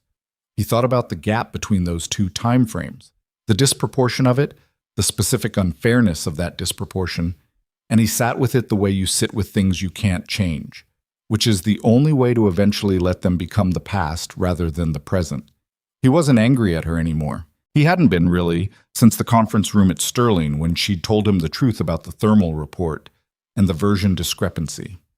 Anger required a belief that things should have been different than they were, and he'd spent enough of his life with his hands in the machinery of things to understand that systems fail the way they fail for reasons that are structural and human and complicated, and the path forward through that was documentation and redesign, not sustained outrage at the failure itself.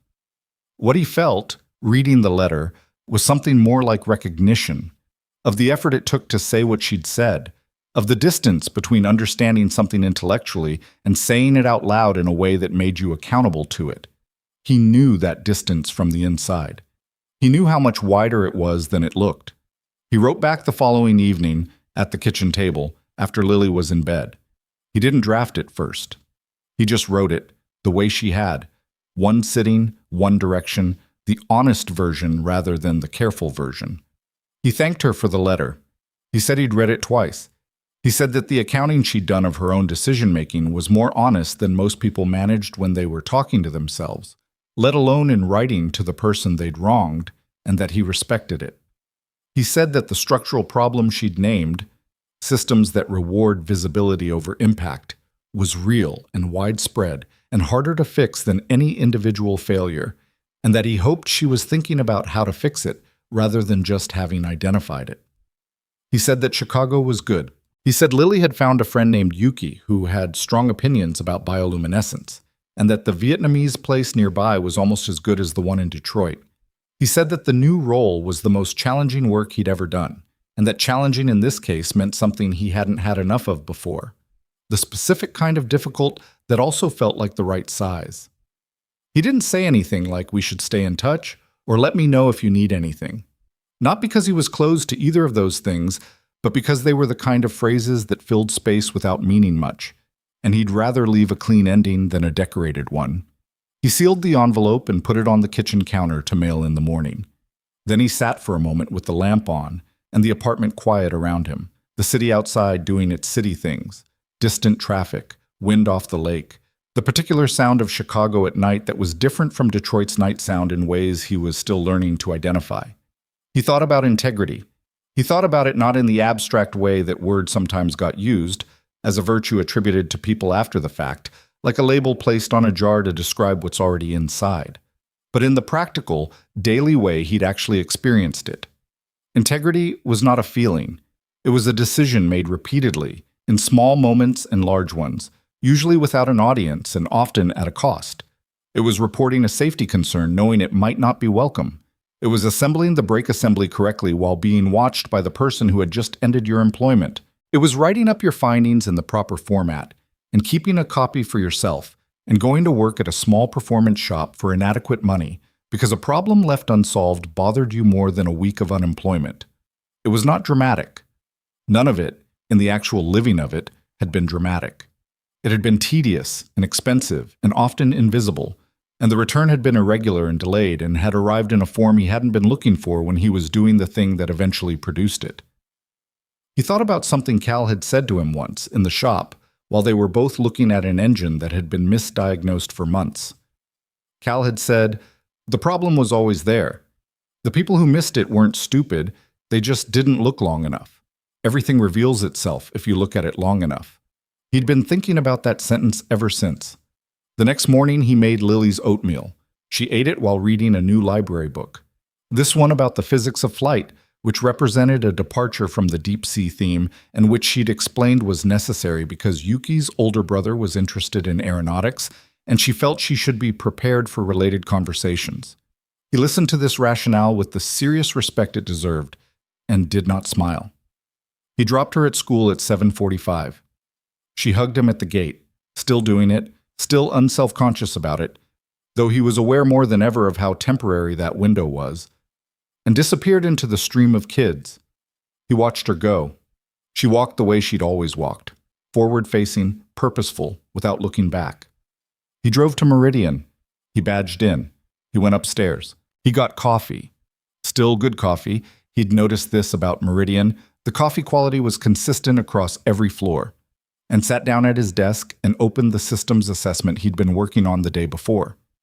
Priya was in at 8:15, Robert at 8:30.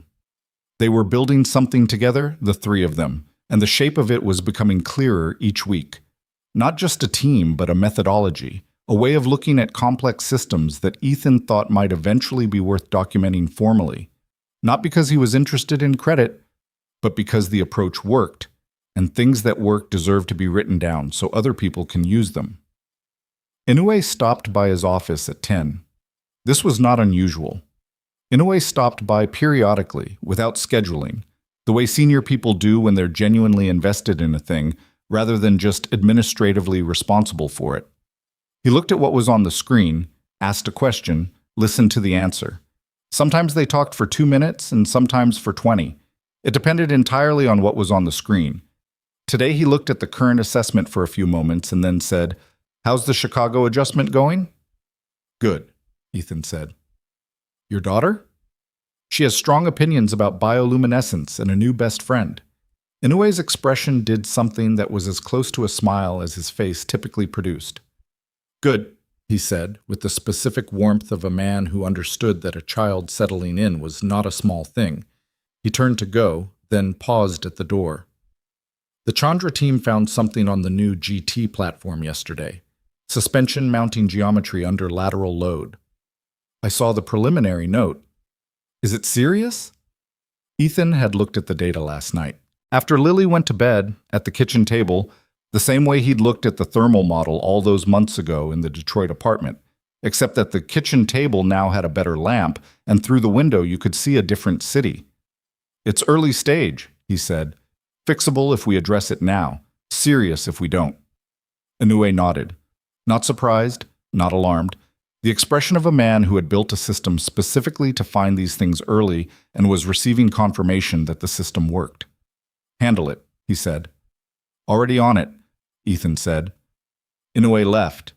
Ethan turned back to his screen. Through his office window, the late March sky over Chicago was the specific blue of a day that had decided to be clear despite the season. The kind of blue that felt almost argumentative after weeks of gray. The lake was visible from this angle, a strip of dark water at the edge of the city's eastern horizon. He thought about the letter on his kitchen counter. He thought about Victoria Sterling's handwriting, the corrected sentences, the things she'd written about explanations versus apologies, and the difference between them. He thought about a 7-year-old girl with a deep-sea creature book, who had taught him, without knowing it, that the way you move through hard things is to look forward and count the stairs. He thought about 24 stairs in a building with a broken elevator in Detroit, and how he'd never fixed the note about fixing the elevator, and how that particular problem was no longer his to solve. He opened the assessment report. He started typing. There was a suspension mounting geometry issue on the new GT platform, caught early, before it compounded, before it went into production, before it became the kind of problem that showed up at a demonstration event in front of 200 people and stopped a car in the middle of a track and changed the direction of several lives. It was fixable. He knew how to fix it. That was the job. Not the title, not the office, not the nameplate on the door or the salary that had changed what was possible for him and for Lily. The job was this: the reading of systems, the finding of the thing that was there before anyone else looked long enough to see it, the prevention of the failure that nobody would ever know had been prevented because the prevention had worked. He had always been good at this. The only thing that had changed was that now there was a room large enough to do it in, and people around him who understood what they were looking at when they watched him work, and a daughter 8 floors below in a school 3 blocks from a library with reciprocal borrowing agreements, who was probably, at this exact moment, explaining to Yuki something she had read about the aerodynamics of flight. Outside, the city moved the way cities moved, constant, indifferent, enormous. Inside, Ethan Walker did what he had always done. He paid attention. He looked at the system. He found the thing that was there, and this time there was nothing in the way of doing what needed to be done.